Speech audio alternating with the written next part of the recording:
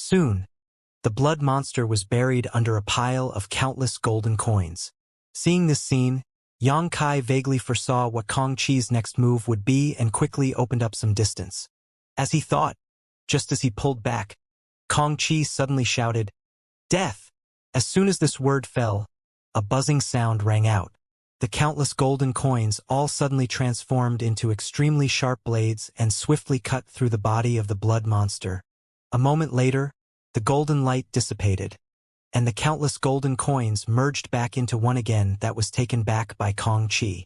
As for the blood monster, it had been sliced into innumerable razor-thin pieces, most of its body now just a puddle of liquid that flowed freely across the ground. The hall quickly filled with a disgusting smell. "Humph! Nothing much." Kong Chi landed with dashing style as he coldly snorted, and if it weren't for his pale face, his bravado would have been quite convincing. The move just now obviously consumed a lot of his strength. Yang Kai smiled slightly and was about to open his mouth to say something when suddenly, his brow furrowed and he began looking around intently. "What now?"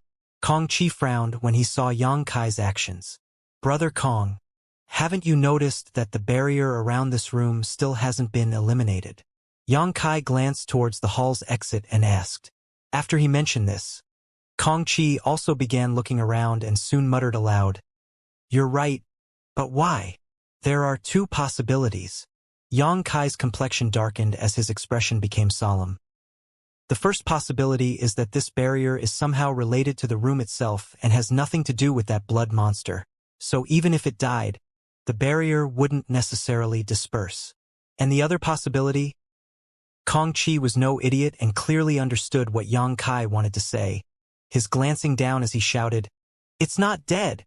As soon as his words fell, the pool of blood-red pus on the ground began squirming towards the pool in the middle of the room, like a living creature. It survived that? Kong Chi was shocked. The blood monster had been hit by his strongest secret technique and been cut into innumerable pieces. The blood pool is the key. Yang Kai seemed to realize something and shouted. As he spoke, the blood monster's remnants continued to pour into the blood pool and soon began to boil up, as if it was reconstituting itself and about to be reborn. So troublesome. Kong Chi couldn't help taking a few steps back with a look of fear and anxiety, quickly suggesting, "We'd be better off joining forces and break through this barrier and escape." Kong Chi really didn't want to fight against this peculiar and seemingly indestructible anomaly any further. Yang Kai, however, just stood in place, turning a deaf ear to Kong Chi's suggestion. "Did you hear what I said?" Kong Chi frowned and shouted. Yang Kai finally nodded with a grin. "There's no need for that though. I suddenly have a good idea." "What?" Kong Chi asked in amazement. But Yang Kai didn't answer and instead flew over the blood pool before assuming a strange stance, stretching out his hands as he shouted, "Ocean-draining divine art." "What the hell?" Kong Chi's mouth twitched, really wondering what Yang Kai was up to, because according to his knowledge and experience, there was no such thing as the ocean-draining divine art, which either meant it was some kind of secret art Yang Kai made up by himself, or some obscure garbage secret art. The next moment, though, Kong Chi's eyes nearly popped out of their sockets. The squirming blood in the pool was actually being sucked up into Yang Kai's hands, continuously flowing into his palm and disappearing without a trace. The blood in the pool roiled even more fiercely as faint roars of struggle rang out. However, because the blood monster's body had yet to fully reform, it was simply powerless to resist and could only be sucked into Yang Kai's palm. Yang Kai's palm was like a bottomless pit at this moment, accepting the blood pool filled with a rich malevolent aura. Kong Chi was dumbfounded and couldn't help feeling like a storm was raging inside his heart. Rubbing his eyes constantly, he kept wondering to himself if everything he was seeing was an illusion, but no matter how he looked at it, the scene before him was entirely real. At the same time, Yang Kai maintained his strange pose while keeping his sealed world bead in a blind spot of Kong Chi's field of vision. Using his divine sense, Yang Kai asked his embodiment once again, "Are you sure you can refine this thing?" The embodiment quickly replied, "There is a huge amount of energy contained in the bloody water, which is of great use to me." There is nothing the heaven-devouring battle law cannot devour, so how could this trivial pool of blood be an exception? I've even refined 2 Dao source realm cultivators before. Well, since you've said so. Yang Kai didn't ask any more questions. If it wasn't for the embodiment suddenly sending him a message just now, he would not have used the sealed world bead to suck this pool of blood into the small sealed world. Pausing for a moment, he warned, "Still, you should be careful to make sure this thing's wicked aura doesn't contaminate your soul." "I know." Inside the hall, Kong Chi's expression changed from surprise to shock, then shock to astonishment, and as time passed, the pool of blood, accompanied by many howls and wails, was drained dry. The moment the last remnants of the bloody water were drained, the barrier around the room broke. Finished with the absorption, Yang Kai formed a series of seals with his hands, as if he was completing some kind of profound secret art.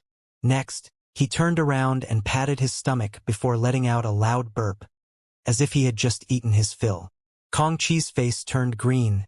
"Brother Kong, it's been good cooperating with you. As expected of an elite from the Seven Glories Chamber of Commerce, that falling golden coins technique you used really opened my eyes. As expected, Brother Kong is worthy of his illustrious reputation. At this point, Yang Kai paused, tilted his head, and looked at Kong Chi curiously. "Why are you making such an expression?" Kong Chi's face was twisted and his mouth was twitching slightly. "I just want to ask, is there anything abnormal with your body?" "Nope," Yang Kai replied, walking forward while talking. Kong Chi stepped back a few steps and raised his hand. "Don't come over, just stand there and speak." If Kong Chi's attitude towards Yang Kai had previously been disgust and vigilance, it was now pure disgust. He looked at Yang Kai like he was some kind of maggot crawling out of a dung pit, not daring to stare straight at him. Brother Kong seems to enjoy clear, clean relationships. Yang Kai grinned and said with deep meaning, "This has nothing to do with whether I like being clean or not." Kong Chi tried to endure the discomfort in his stomach as he replied sharply, closing his mouth firmly after he spoke. "And by the way, there is one more thing I should tell Brother Kong. About that spirit fruit, after you go back, you should consult with a senior expert to carefully identify it and its effects. Don't consume it lightly," Yang Kai warned. After all, although the 2 flowing time fruits looked identical, their effects were completely opposite, and the one that Yang Kai gave to Kong Chi had a slight issue with it. If Kong Chi were to suffer from this, Yang Kai would feel a bit responsible. "You don't need to remind me of such things?" Kong Chi frowned, secretly feeling that Yang Kai was being intrusive. "That's good." Yang Kai grinned and said, "Now that the matter here has concluded, why don't you and I?" Before he could finish speaking, though, Kong Chi cupped his fists and said, "Farewell." Turning around, Kong Chi flew out of the room. He didn't even bother to offer some polite parting words, as if he hoped to never meet Yang Kai again. "Why so hasty?" Yang Kai looked at the direction where Kong Chi disappeared and muttered to himself, standing there for a moment to ponder before ultimately deciding to follow after Kong Chi. Although he had accidentally chosen the same path as Kong Chi, it was too late to turn back now. The other cultivators had probably all escaped from the illusion array and flooded into the different forks. Even if Yang Kai backtracked and chose a different path, it was still likely he would have to follow in someone else's footsteps. Doing so would be a waste of time. Following along the corridor dotted with light stones, Yang Kai saw a few barriers and restrictions, but all of them had been broken by Kong Chi, who had gone on ahead. As such, Yang Kai was able to proceed quite leisurely. After walking for about half an hour, Yang Kai suddenly looked up and grinned at a figure standing in front of him. "Brother Kong, were you waiting for me here? Did you encounter some kind of trouble?" No. Seeing him approaching, Kong Chi felt a sense of panic inexplicably and hurriedly stepped back a few steps before asking, "There's a fork here? Which one do you want to go down?" Yang Kai heard this and looked forward to discover another fork in the corridor. This time, however, there were only 2 different paths. As his eyes turned, Yang Kai immediately understood why Kong Chi was waiting here. This guy obviously didn't want to go down the same path as him, so he had paused here to confirm that they went their separate ways. "Which one does Brother Kong want to take?" Yang Kai asked with a smile. Kong Chi's brow twitched as he said, "Whichever one you don't take." "Is that so? I still think it would be best if Brother Kong and I—" "Don't mention that again."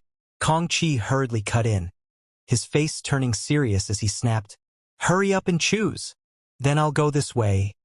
Yang Kai casually pointed his finger at the fork to the right. As soon as these words came out, Kong Chi's figure shot off into the left fork and soon disappeared. "That guy is quite interesting." Yang Kai stared in the direction Kong Chi disappeared, grinning wryly before he turned and stepped into the right fork. In fact, even if Kong Chi didn't intentionally wait for him here, Yang Kai would have chosen a different direction. Although it was convenient to have someone clear the way for him, if there were no benefits left behind to collect, there was no point. Traveling forward, things were fairly uneventful. Although there were a few small restrictions here and there, Yang Kai successfully cracked them and moved on. At a certain moment, though, a ray of light suddenly appeared in front of Yang Kai, surprising him. Looking up ahead, he found that there was a doorway at the end of the corridor, one that was emitting a bright light. With a light finally appearing, Yang Kai couldn't help speeding up. After a while, he passed through the door. What appeared before him was a white jade staircase, one that seemed pure and flawless, and went on forever, without a top in sight. Not even Yang Kai's divine sense could see through this staircase. At the base of the stairs, to Yang Kai's right, there was a stone stele on which a line of large characters was engraved. Yang Kai looked down and muttered, "Flowing time steps?" Frowning slightly, Yang Kai wondered what kind of mysteries this white jade staircase concealed and didn't dare to move forward rashly. Fortunately, there were no others present, so after thinking about it for a moment, he directly called Hua Qingxi out. Hua Qingxi was a disciple of Star Soul Palace and had been preparing for the Four Seasons realm opening for a long time, so there was no doubt she knew more about this flowing time temple than him. With a flash of light, Hua Qingxi's figure appeared. She looked around blankly at first, not sure where she was. "This is the flowing time temple," Yang Kai explained. "Huh?" Hua Qingxi responded in amazement before immediately exclaiming, "You actually found the flowing time temple? And it was more of a coincidence than anything. I'm not even certain why it appeared," Yang Kai said. "In any case, take a look at this first." Saying so, Yang Kai pointed his finger to the white jade staircase in front and the stone tablet beside it. Hua Qingxi glanced over at the stone stele, and her tender body couldn't help shaking. "The flowing time steps? You really know something?" Yang Kai observed her words and expressions and immediately understood that she knew about these flowing time steps, immediately asking, "Quickly tell me, what is this thing?" Hua Qingxi took a deep breath to calm the excitement in her heart before quickly explaining. "The flowing time steps are said to contain flowing time Great Emperor's comprehension of flowing time force. Those who successfully mount these stairs can experience the flowing time force for themselves, which is of great benefit to a cultivator." Her eyes gleamed as an eagerness filled her expression. "What if one fails?" Yang Kai frowned. Hua Qingxi was startled for a moment, but after thinking about it, she muttered, "I don't know, but the consequences will probably be horrendous." Yang Kai nodded lightly. It seemed that Hua Qingxi didn't know much about the flowing time steps, but she at least knew more than him. Seeing Yang Kai hesitating, Hua Qingxi pursed her red lips and said, "Whether you want to go up or not, I want to try." Yang Kai glanced at her and smiled. "Since this opportunity has appeared before us, naturally I can't miss it. I should call Ruoshi out too." Saying so, he stretched out his hand again and summoned Zhang Ruoshi. Explaining the magical effects of the flowing time steps to Zhang Ruoshi, Yang Kai looked at her seriously and reminded, "You can decide whether to go up or not. Although I don't know the consequences of failure, it will no doubt be serious. However, you can rest assured that if anything happens, I'll take you back into the sealed world bead." "I want to go up." To Yang Kai's surprise, after listening to his explanation, Zhang Ruoshi did not even hesitate and instead seemed quite enthusiastic. Hua Qingxi smiled and commented, "This little girl isn't very old, but she's quite motivated. If that's the case, we'll go together." Yang Kai nodded and sternly said, "Don't get too far away from me, or I may not have time to take you back into the small sealed world if something happens." Zhang Ruoxi nodded nervously, her face flushing slightly because of the excitement. Hua Qingxi smiled when she saw this and said, "Then you should follow elder sister closely?" Yang Kai glanced at her, laughed lightly, and stepped up onto the white jade staircase. When Hua Qingxi and Zhang Ruoxi saw this, they both wore solemn expressions as they too stepped up side by side. Suddenly, a stream of white energy emerged from the white jade stairs, transforming into a cloud of mist that shrouded the feet of the trio, making them feel as if they were walking on clouds. At the same time, Yang Kai's body shook. He felt a peculiar power pouring into his body, and like a catalyst, it began washing through his source qi and spiritual energy, causing both to become purer and more vigorous. This force was difficult to describe, making Yang Kai feel like many years were passing by and his strength was naturally increasing on its own. Obviously, all of this happened in just an instant, but to the trio it felt like a long time had passed. A strange and indescribably feeling lingered in each of their minds.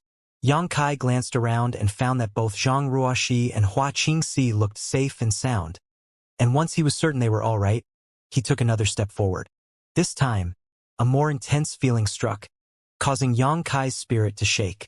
Opening himself up, he allowed the effects of the flowing time force to purify his source qi and divine sense once again.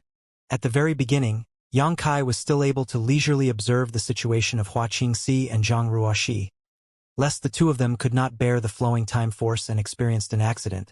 But as he continued to climb higher, Yang Kai gradually became immersed in his own experience of seemingly slow but also rapid enhancement of his strength.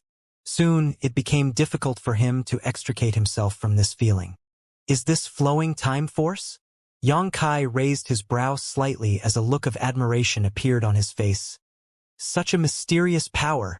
Only a short time has passed, but this force can actually make one feel as if a lot of time has gone by.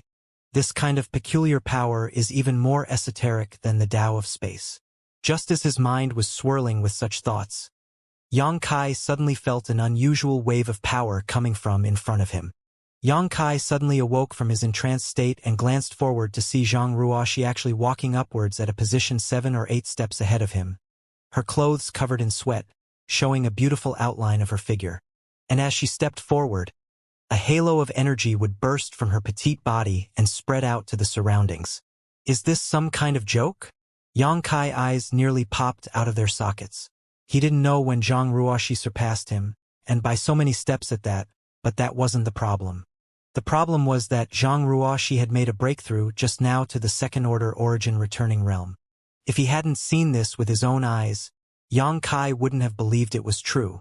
After all, Zhang Ruoxi had just broken through to the origin returning realm a few days ago. Breaking through again in such short order, even if it was just to the next minor realm, was incredibly strange. Although Yang Kai himself had gained a lot from these flowing time steps, clearly it was incomparable to the benefits Zhang Ruoxi had obtained. There's really something strange about this little girl. Yang Kai recalled the day when she broke through to the origin returning realm and the giant female phantom had emerged from behind her, leaving him at a complete loss to explain. Yang Kai really wondered what kind of incredible bloodline she had inherited that allowed Zhang Ruoxi to break through so smoothly and rapidly. Yang Kai opened his mouth and wanted to call out to Zhang Ruoxi, lest she get too far ahead of him, but he immediately found that he was unable to speak a single word. Even his divine sense couldn't leave his body, as if it was firmly suppressed within himself. Glancing back again, Yang Kai saw Hua Qingxi was sweating profusely at a position 6 steps behind him, her expression filled with obvious struggle. The difficulty of climbing these flowing time steps did not seem to be related to one's cultivation at all. If this was a test of one's cultivation, Hua Qingxi should have been at the forefront rather than Zhang Ruoxi, who had a far lower realm. Yang Kai pondered for a while and decided to wait for Hua Qingxi to catch up. In his opinion, Hua Qingxi would probably be unable to last much longer, so he had to be ready to take her back into the sealed world bead at the right time. As for Zhang Ruoxi, Yang Kai could only chase after her afterwards. The situation turned out just as Yang Kai expected. Soon after, Xianxia became unable to bear the washout from the flowing time steps. The benefits that could be gained from ascending these steps slowly transformed into a kind of torment, and the erosion of the flowing time force caused her vitality to begin to drain. Flustered, Xianxia quickly raised her head towards Xianxia and tried to call out for help. At the critical moment, though, she found herself unable to utter a word and she began to grow anxious. Fortunately, Xianxia had been paying attention to her movements, and when he discovered this, he quickly reached out and took her back into the small sealed world. Once he finished this, Xianxia looked up again, only to see a vague outline of Zhang Ruoxi's back. In this brief period, this little girl had thrown off Xianxia by at least several dozen steps and seemed to be completely immersed in the various benefits she was obtaining, unable to extricate herself as she continued climbing without pause. Seeing this scene, Xianxia did not dare to neglect and spared no effort to continue climbing, trying to narrow the gap between him and Zhang Ruoxi. Somewhere inside the flowing time temple, in a dark and seemingly boundless hall, a vague, low breathing and strong heartbeat could be heard. There was an inexplicable coercion permeating this hall, and if any ordinary creature were to enter this place, they would likely immediately collapse to the ground from the intense pressure. Even an Emperor Realm Master would tremble when faced with this aura. At a certain moment, two long and narrow red lights suddenly lit up in the darkness and accompanied by a heavy exhalation. These long and narrow lights suddenly widened into two giant eyes. This was a pair of ferocious eyes that belonged to a beast, and their red and golden hues contained a wild, murderous intent, filled with infinite violence. Oh, some little ones finally found the flowing time temple. A muffled voice resounded in the dark hall as a dazzling fire erupted in the darkness. The fire came from a peculiar beast. Even lying down, this beast appeared as tall as a 3-story building and resembled a cross between a tiger and an ox. With red flames bursting from its body, 2 giant wings on its back and its red-scaled armor were majestically illuminated. It seems this Sir's duty is finally about to be completed. After so many years, this Sir is finally going to be free. The sound of this voice shook the entire hall, and as the beast awoke from its slumber, its pupils began to sweep around, as if they could see across space. While glancing around, the beast muttered, "Let's see what kind of talent these little ones have." With its strength, none of the dozens of cultivators inside the flowing time temple could escape its observation. And while watching, this beast didn't forget to comment. "And this guy's aptitude is not bad, but, it's not enough to enter this Sir's eyes. Oh, this girl isn't bad. Her physique is quite good and her cultivation isn't too high, but she has an emperor artifact on her. She must be the descendant of some great emperor, right? And although she barely complies with the conditions, those great emperors aren't good to deal with." Inside the flowing time temple, because the routes each person chose were different, the opportunities they encountered were also different. However, at that moment, no matter where they were, everyone inexplicably felt a terrifying sensation, as if a pair of powerful eyes was spying on them from the darkness. This caused everyone to feel a chill shoot up their spine. Fortunately, this sensation came and went quickly, disappearing in the blink of an eye, making everyone feel as if it was just their own imaginations. Inside the vast, dark hall, the strange beast was still observing its surroundings and commenting from time to time. Many of the elite cultivators had been cast aside by it as trash, but when it turned its gaze to the flowing time steps, it showed a rare look of surprise. "What's with this little one? 1, 2, 3, 4, 5. A mere first-order Dao Source Realm brat actually brought 5 Emperor artifacts with him? What kind of background does he have?"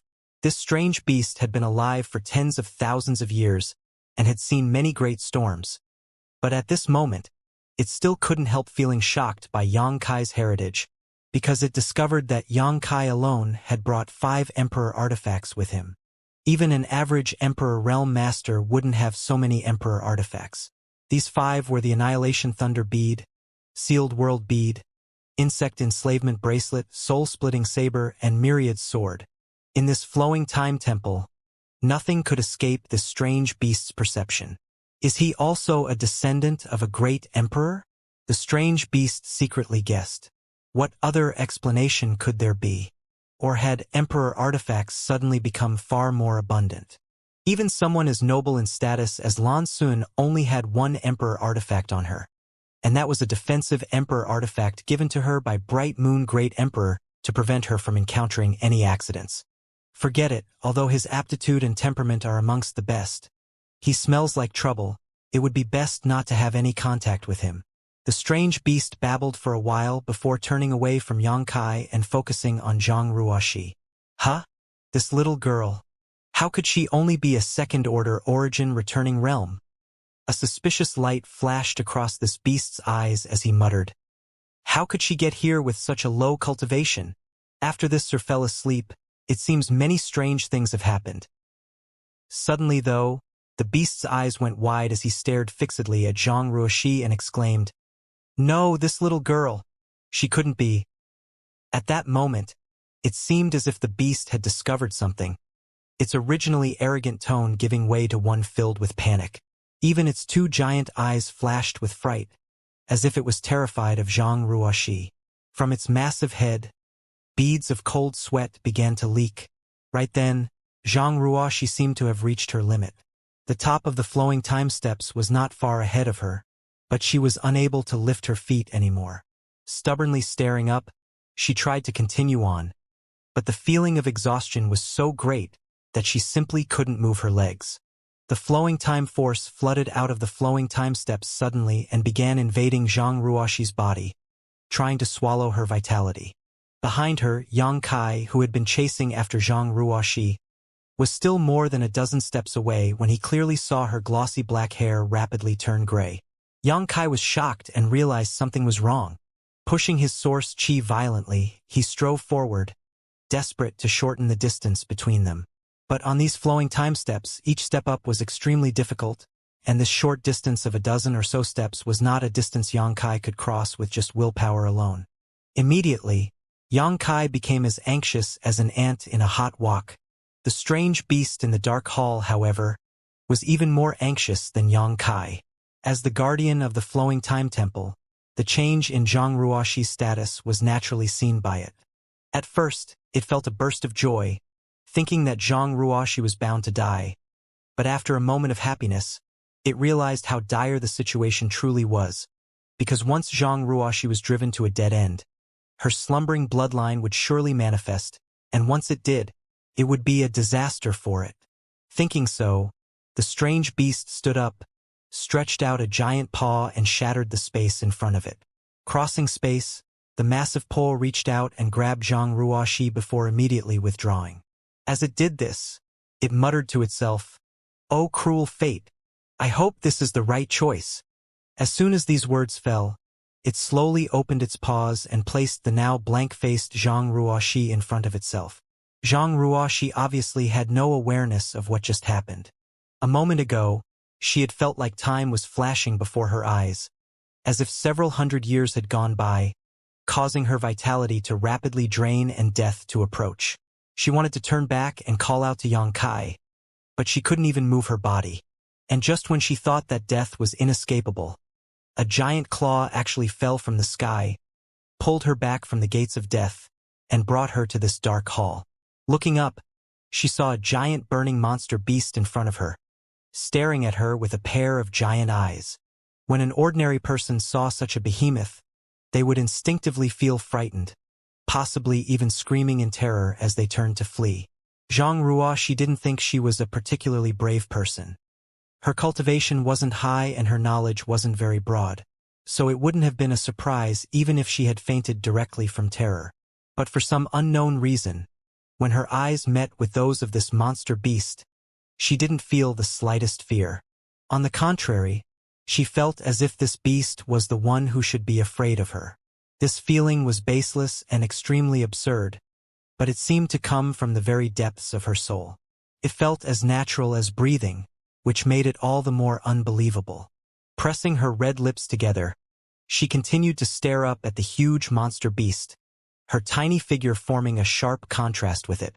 When the four eyes met, it was the giant monster beast's heart that clenched tightly as fear and panic consumed its thoughts. "You, Why do you seem afraid of me? Zhang Ruoxi suddenly asked. As soon as she spoke, the giant monster beast couldn't help stepping back 2 steps and staring at her in fear. A muffled voice then leaking from his wryly upturned maw. Yes, why should I be afraid of you? Zhang Ruoxi did not try to get to the bottom of this question and instead just beckoned to the beast. Seeing this, the monster beast actually obeyed, walking over to Zhang Ruoxi and lowering its head down, its violent eyes becoming extremely docile at this moment, some faint fear and panic still apparent in its gaze. Did you save me? Zhang Ruoxi asked. The monster beast thought for a moment before nodding. Yes. Thank you. Zhang Ruoxi smiled sweetly and stretched out her hand, as if she wanted to pet the monster beast's head, but she hesitated for a while before asking, I won't hurt you, will I? She didn't know why she would ask such a question, but something in her instincts was telling her that if she touched the monster beast in front of her, it would very likely cause some harm. The current you probably won't, the monster beast replied. Zhang Ruoxi put her hand onto its forehead and touched it lightly. The scorching flames burned around Zhang Ruoxi's bare hands, but did not cause her any harm for some reason. As for the monster beast itself, it made a purring noise, like a cat would when it was pet by its owner. So embarrassing. How could this sir allow a little girl to touch him like this? Simply shameful. The monster beast thought to itself uncomfortably, unable to stop his body from responding honestly. What's your name? Zhang Ruoxi suddenly asked again. I am Xianxia. What a strange name. Zhang Ruoxi smiled lightly, some confusion flashing across her beautiful eyes as she said, I don't know why, but although I'm sure this is the first time I've heard this name, it sounds familiar to me. Do you know why? I don't. Xianxia shook his head like a rattle, thinking to himself that it would be best if she never understood for the rest of her life. How could this sir take the initiative to explain? If he did, this sir's end would be that much closer. Okay. Zhang Ruoxi withdrew her hand as she nodded before sincerely saying, Thank you for saving my life just now, but can you please send me back now? I suddenly disappeared, so sir will be very worried. Sir? Xianxia heard this and asked suspiciously, Do you mean the young man who was following you? Can you see him? Zhang Ruoxi nodded quickly. Xianxia proudly said, In this temple, nothing can escape this my observation. I saw you in trouble just now, which was why I brought you here. After a pause, Xianxia shook his head again and said, Unexpectedly, even someone as powerful as you must receive protection from others. Although he deliberately lowered the volume of his voice, his words were still heard by Zhang Ruoxi clearly. Zhang Ruoxi hurriedly waved her hands and said in an apologetic tone, What are you talking about? Sir is amazing. How could I possibly be as strong as Sir? She only thought Xianxia was talking nonsense to appease her. One day you will be strong, Xianxia declared solemnly. Ruoxi will work hard, Zhang Ruoxi said, full of enthusiasm. Good, you and I meeting today can be considered a kind of fate, so I will give you a gift. Xianxia suddenly thought of something and stretched out his paw again, grasping towards the void. When he took back his hand, an exquisite thin pink dress that exuded a potent emperor aura appeared in his palm. Your strength is still quite low right now, so this pink cloud's phoenix robe will be of great use to you. As long as you wear it, ordinary people won't be able to harm you. Xianxia was extremely powerful, so the ordinary people he was referring to were likely cultivators below the emperor realm. How could I possibly accept such a gift?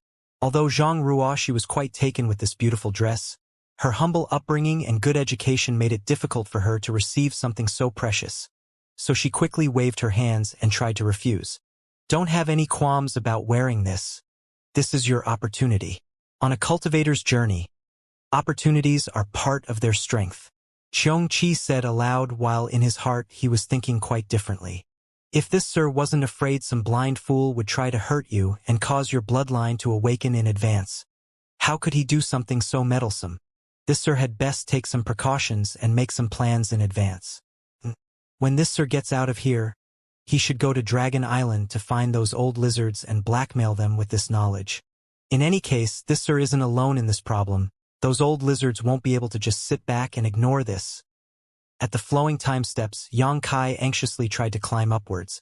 Zhang Ruoxi suddenly disappearing in front of him had left him at a loss, not knowing what kind of danger this little girl was facing or whether something tragic had befallen her. Yang Kai was secretly blaming himself, feeling that if it wasn't for his whim of wanting Zhang Ruoxi to climb the flowing time steps, she would not have encountered such peril.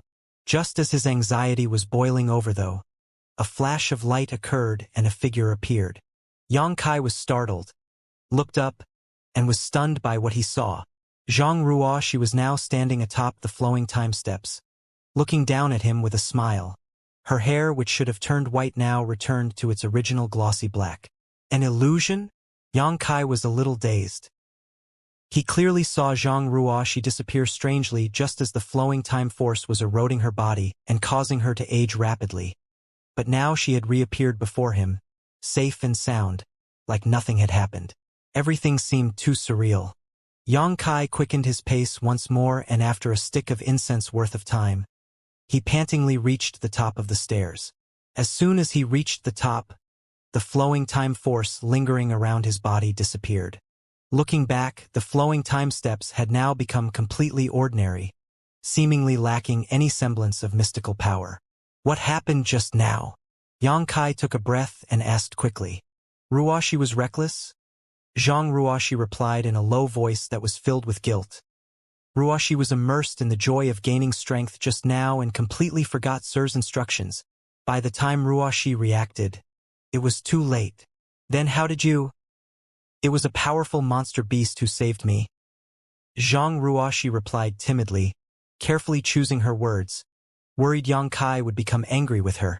A powerful monster beast? Yang Kai was stunned. Is there a monster beast in this flowing time temple? What kind of monster beast? At this moment, Yang Kai was thoroughly shocked. The flowing time temple had not appeared for tens of thousands of years. Even this time, its appearance was something of a strange coincidence.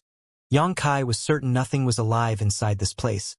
But now, according to Zhang Ruoxi, there was actually a powerful monster beast here, one strong enough to instantly rescue her from the flowing time steps. Such a powerful entity was enough to arouse Yang Kai's wariness. I can't say for certain. Zhang Ruoxi thought about it for a while, but didn't know how to describe what she experienced, soon just smiling and saying, however, he said he was called Xianxia. What? Yang Kai's eyes bulged as cold sweat gathered on his forehead, gulping hard as he parroted. Xianxia. And that's what he called himself. Zhang Ruoxi nodded and replied. After she finished speaking, she tilted her head and asked, Sir, what's wrong? Why is your complexion so pale? Are you uncomfortable somewhere? You're sweating a lot. As she spoke, she took out a silk handkerchief, stood on her tiptoes, and gently wiped Yang Kai's forehead. Ahaha! The corners of Yang Kai's mouth twitched as he really didn't know what to say. Sir, are you okay? Zhang Ruoxi asked softly. Okay. I'm okay.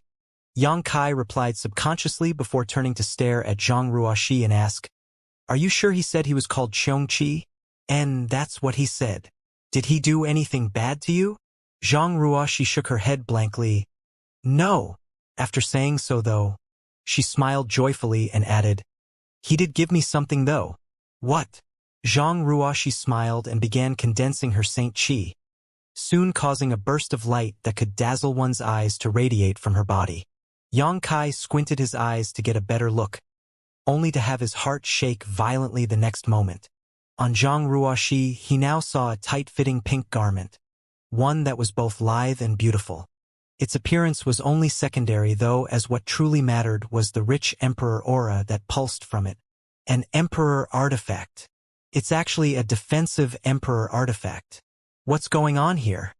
Zhang Ruoxi had suddenly disappeared from the flowing time steps, and after she came back, she said she had met a monster beast named Xianxia.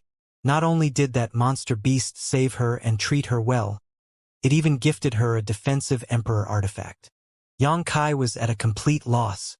After Zhang Ruoxi activated this defensive artifact, The Emperor artifact shone brilliantly, highlighting her budding beauty. Timidly, she asked Yang Kai, "Is it pretty?" Yang Kai gave a dry smile and said, Very pretty. This is an Emperor artifact. How could it be described simply as pretty?" Yang Kai screamed wildly in his heart. Although he had 5 Emperor artifacts on hand, none of them were of a defensive type, which showed just how rare such Emperor artifacts were. Xianxia said it's called the Pink Cloud's Phoenix Robe. Zhang Ruoxi explained, "I don't like pink, but since Sir said it looks pretty, and it seems he gave you this with kind intentions." Yang Kai tried to calm himself down. "Next time you meet him, be sure to thank him properly. Ruoxi will remember." Zhang Ruoxi nodded respectfully. Put it away for now, and don't expose it unless you have no other option. Otherwise it will likely draw unwanted trouble." "Yes." Zhang Ruoxi nodded while moving her divine sense to take back the Pink Cloud's Phoenix Robe. "By the way, Ruoxi, did that Xianxia say anything else to you?"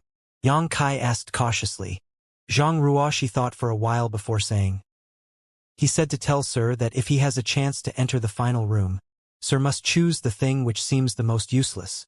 "Choose the thing that seems the most useless?" Yang Kai frowned, puzzled. "What does that mean?" Zhang Ruoxi shook her head. "I don't know.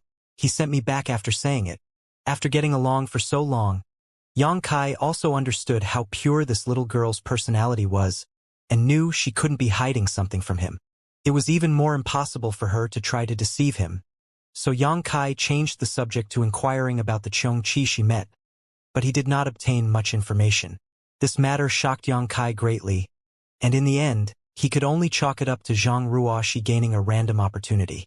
If that wasn't the case, how could a mere second-order origin returning realm cultivator like her return safe and sound after meeting an ominous beast like a Xianxia? What's more, she returned with a gift like the Pink Cloud's Phoenix Robe. Afterwards, Yang Kai let Zhang Ruoxi return to the sealed world bead before he sat alone at the top of flowing time steps, calming his mind a little. After a long silence, he got up again. At the top of flowing time steps, there was a single door. Yang Kai had noticed it before and understood that if he wanted to leave this place, this was likely the only way. Reaching out, Yang Kai slowly pushed the door open. A dazzling light came from ahead, causing Yang Kai to squint his eyes. Only after releasing his divine sense to probe inside and confirm there was no danger did Yang Kai step through. A feeling of weightlessness came immediately, as if crossing a single step had transported him to a different space. A living aura suddenly appeared nearby, one Yang Kai was vaguely familiar with, and one that was emitting a strong hostility. Yang Kai was startled, raised his eyes to look forward, and after seeing the situation ahead, he couldn't help being startled. The place where he now stood was a raised circular platform that was roughly 1,000 meters in diameter. Around this stage was a dark abyss that one could hear faint howls coming from. It was a disturbing image, like staring into an endless purgatory from which there was no return. However, when Yang Kai swept his eyes around, he found that the door he had just stepped through was nowhere to be seen. On this high platform, one person stood holding a sword, waiting quietly. When Yang Kai appeared, the eyes of this individual flashed like a hawk, fixing on him as they blazed with fighting spirit. For eyes soon met and both individuals were taken aback. Yang Kai grinned and raised his hand to wave at this man. "Brother Xiao Bai, you're here too? What a coincidence." He discovered that the person on this high platform was none other than Xiao Bai from the Azure Sun Temple. However, Yang Kai didn't see Murong Xiao Xiao, who had been traveling together with Xiao Bai this whole time. As he called out, Yang Kai walked over towards Xiao Bai while examining his surrounding environment. But what made him puzzled was that the stage seemed to be an isolated space with no way out. Yang Kai frowned slightly, not knowing what mysteries were hidden here. But as he was lost in thought, he heard a buzzing sound from up ahead and a flash of light flew towards him at the same time. Yang Kai paused in place, causing the blade of light to cut a line right in front of his foot, nearly hitting him. Yang Kai looked up at Xiao Bai, frowned, and asked, "Brother Xiao Bai, what are your intentions?" "To fight." Xiao Bai's long sword flicked and pointed at Yang Kai from far away, a fierce fighting spirit boiling out from his body. Yang Kai's brow twitched as he said, "There's no need for that now. If you want to fight, just wait until we leave the Four Seasons realm. Fighting here with you, it's not right." Xiao Bai slowly shook his head, his expression as cold as ice as he quickly said, "It is precisely because we are here that we must fight." Yang Kai heard this, seemed to think of something, and immediately became gloomy as he asked, "What Brother Xiao Bai means? Is that only one of us can leave here?" Xiao Bai nodded. "It seems that you're not stupid," he shouted loudly. "This is a type of trial. Only the winner here will be qualified to move on." As he spoke, Yang Kai noticed that above this high platform, 3 large characters were condensed from pure energy, floating gently in the air, that read, "One Path Stage." In an instant, he understood. Xiao Bai waiting here was probably because he was waiting for an opponent, and now it just so happened that his opponent was Yang Kai. Thinking so, Yang Kai wore a serious expression and said solemnly, "It looks like we really must fight." "Yeah." The winner advances, while the loser— "What do you think?" Yang Kai asked. Xiao Bai shook his head. "I don't know. Normally the loser dies." After saying so, he coldly snorted and said, "Why are you scared?" Yang Kai smiled bitterly and shook his head. "No, it's just that I don't want to kill you, Brother Xiao Bai. You and I have no grievances, and although you seem to have a bad opinion of me, at any rate, we entered the Four Seasons realm together, so if I were to really kill you here, how could I explain it to Elder Gao and the others?" "You kill me?" Xiao Bai sneered fiercely. "Shameless boasting." "Brother Xiao Bai," Yang Kai spoke earnestly and eloquently, "I believe it best to calm down and carefully search for another way out of this damned place. No need, before you came, I searched this place thoroughly. Between you and I, there can only be battle." Before Yang Kai could finish speaking, Xiao Bai interrupted him coldly. "To be honest, with your strength, being able to defeat Xue Yi and snatch his spot was already quite surprising. You do have the qualifications to enter the Four Seasons realm. But this Xiao is a disciple of Azure Sun Temple and Xue Yi's senior brother, so I cannot stand back and watch him be bullied. Junior brother Xue's grievance from that day will be avenged today by this Xiao. However, you may rest assured, given the difference in cultivation between you and I, this Xiao will not use his full strength. 60% will be enough, and, if possible, I won't kill you." As soon as these words fell, Xiao Bai slashed his sword towards Yang Kai's head, sending out a dazzling blast of ice attribute sword chi. Yang Kai grinned in response and said, "Since this battle is inevitable, I ask Brother Xiao Bai to not take offense for what happens next." Saying so, the place where Yang Kai stood was covered in sword light and his body was pierced through, but oddly, no blood flowed out and the faint smile on his lips remained. Xiao Bai's expression changed drastically as he pushed his source chi madly, creating a swirling snowstorm around himself while quickly lifting up his sword and condensing a giant sword light onto it, which he slashed out violently. In the direction he slashed, Yang Kai's figure appeared strangely, but instantly disappeared once more. Hong! The giant sword wave stirred up the surrounding aura as Xiao Bai stood in place, his eyes darting around, tracing Yang Kai's flickering figure. "As I thought, you're a little strange. It was no fluke that you beat Xue Yi," Xiao Bai quickly said. Yang Kai smiled slightly. "Brother Xiao Bai, was that 60% of your power just now? If so, I advise you to use your full strength as soon as possible. Otherwise, don't worry, that was only 30% just now," Xiao Bai said proudly. 30%? Yang Kai murmured before nodding lightly and saying with some admiration, "As expected of an elite from Azure Sun Temple, you're vastly different from the Dao Source Realm cultivators I've faced before. It's not too late to admit defeat now."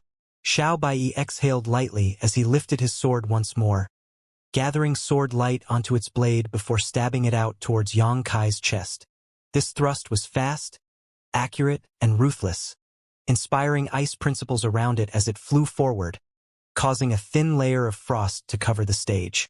At the same time, any icy chill filled the air, once that caused all within its range to shiver slightly. Ice principles. Yang Kai commented as he felt these principles began to affect his movements. The space around him became solidified, forcing him to release his 5 elements indestructible sword chi to restore his freedom, while also summoning the myriad's sword into his hands. With a wave of this broadsword, Yang Kai shouted, "Myriad sword arts, one man as a mountain." 1,000 blades of sword chi fell from the sky like a waterfall, blocking Xiao Baiyi's incoming attack. That Emperor artifact again. Amidst the clash of sword lights, Xiao Baiyi coldly snorted as he did not try to dodge the incoming wave and instead pushed his own sword chi harder, attempting to smash through this curtain-like defense. Chi chi chi chi. The wall of sword light from the myriad sword was pierced through, leaving Yang Kai exposed. Who? Xiao Baiyi's figure reappeared suddenly, his eyes flashing a sharp light as an astonishing aura burst from his body, and he swung his sword towards Yang Kai. Yang Kai grinned fiercely and moved his own sword to parry this blow. With a clang, a fierce shockwave burst out and the space above the battle stage collapsed as tiny blades of sword chi splashed out and disappeared in a flash. Xiao Baiyi's figure froze up for a moment, but he quickly escaped from the suppression of the Emperor artifact, leaving behind an afterimage as he swiftly cut towards Yang Kai's from a dead angle. Even now, he had the spare capacity to shout. Although an Emperor artifact is strong, just how much of its power can you exert with your cultivation? Shui Yi's defeat at your hands was due to his own carelessness. Yang Kai responded like a fierce dragon, wielding his myriads to block all assaults as he smiled and said, "Brother Xiaobai seems to have a lot of opinions about this sword." Even as the two talked, their movements did not slow down, the clashing of metal adding a kind of grating music to their conversation. Humph, is relying on the power of an artifact something impressive? If that's what you think, I can change swords. As soon as Yang Kai's voice fell, the myriad sword in his hand suddenly disappeared and was replaced by a Dao Source-grade mid-rank sword. Xiao Baiyi frowned as he withdrew from the engagement, speaking in a cold tone. "Changing your weapon mid-battle? What are you trying to say?" "It's nothing really." Yang Kai tilted his head and looked at him. "I just don't want you to complain after I win that you only lost because I used my Emperor artifact. Are you looking down on me?" Xiao Baiyi was so angered that his white robes began fluttering despite there being no wind. Slowly rising up into the air, he spat coldly. "If you change back now, I will pretend I never say anything. If not, it will be too late to regret it." As he spoke, he pointed his sword towards the sky. Suddenly, a swirling blizzard appeared, one that rapidly grew in intensity as it released heaven-destroying energy into the surrounding, overlapping with Xiao Baiyi's explosive momentum. A cold, indifferent voice called out from inside the blizzard as Xiao Baiyi shouted, "This is 60% of my strength. If you can't block it, you'll die. I advise you to withdraw." Having delivered his warning, he shouted, "Mortal sword, swirling destruction." The vortex blizzard suddenly condensed into a swirling ice dragon that flew out with unstoppable force towards where Yang Kai stood. Yang Kai finally straightened his carefree expression upon facing this technique. Feeling the power contained in this killing move, he couldn't help commenting, as expected of Azure Sun Temple's second strongest disciple, "Brother Xiao Bai lives up to his name. If this is just 60% of your strength, Brother Xiao Bai's full strength must be even more astonishing." Although he was offering praise, Yang Kai's hands did not remain idle. Lifting his sword, Yang Kai's expression became solemn as he murmured, 3,000 sword Dao, flowing flames raging fire." Instantly, Yang Kai's sword turned crimson red, and as he thrust it out, a giant firebird manifested from it, its figure identical to Lu Yan's firebird form. With a piercing cry, the firebird and ice dragon met head-on. Hong hong hong. The ice dragon evaporated while the firebird was annihilated. Xiao Baiyi was forced back a few steps as he uttered a low voice. "How is that possible?" Staring at Yang Kai in a state of shock, he asked in a solemn tone, "What is the relationship between you and Senior Chun, Wen Hao of Heavenly Martial Holy Land?" As an elite disciple of Azure Sun Temple, Xiao Baiyi naturally knew about Chun Wen Hao. The 3000 Sword Dao was a sword art that Chen Wenhao had spent his lifetime comprehending, but now it was being displayed by Yang Kai. Although the technique Yang Kai executed seemed slightly different, it was still incredibly powerful. None really. Yang Kai flicked the sword in his hand and replied casually. I just fought him once, and after witnessing his 3000 Sword Dao, I thought it was a pretty good technique, so I tried using it. Yang Kai was telling the truth. When he was being corrupted by the demon spirit that day, he had really fought Chen Wenhao. In fact, not only did he fight Chen Wenhao, he also fought Gao Xueting and Feng Ming. Each of those three emperors had executed their finest techniques, so they were naturally still fresh in Yang Kai's mind, allowing him to gain some slight comprehension of them. However, the 3000 Sword Dao Yang Kai displayed at this moment took a completely different form from Chen Wenhao's due to their different comprehensions. In order to display this technique, Yang Kai had used his fire sword qi from his 5 elements indestructible sword qi and Lu Yan's form as a basis, while the 3000 Sword Dao only served as a type of reference to execute the technique. How could it be that easy to understand an Emperor Realm Master's sword art? Only another emperor could be able to slowly comprehend and display this sword art's complete prestige. However, this was more than enough to deal with the current situation. Xiao Baiyi had only heard about the 3000 Sword Dao and had never witnessed it personally, so how could he judge whether Yang Kai's technique was real or not? Enough! Xiao Baiyi yelled, enraged. There should be a limit to shamelessness. Spouting such nonsense, who do you think will believe you? No matter what relationship you have with Senior Chen, nothing can save you today.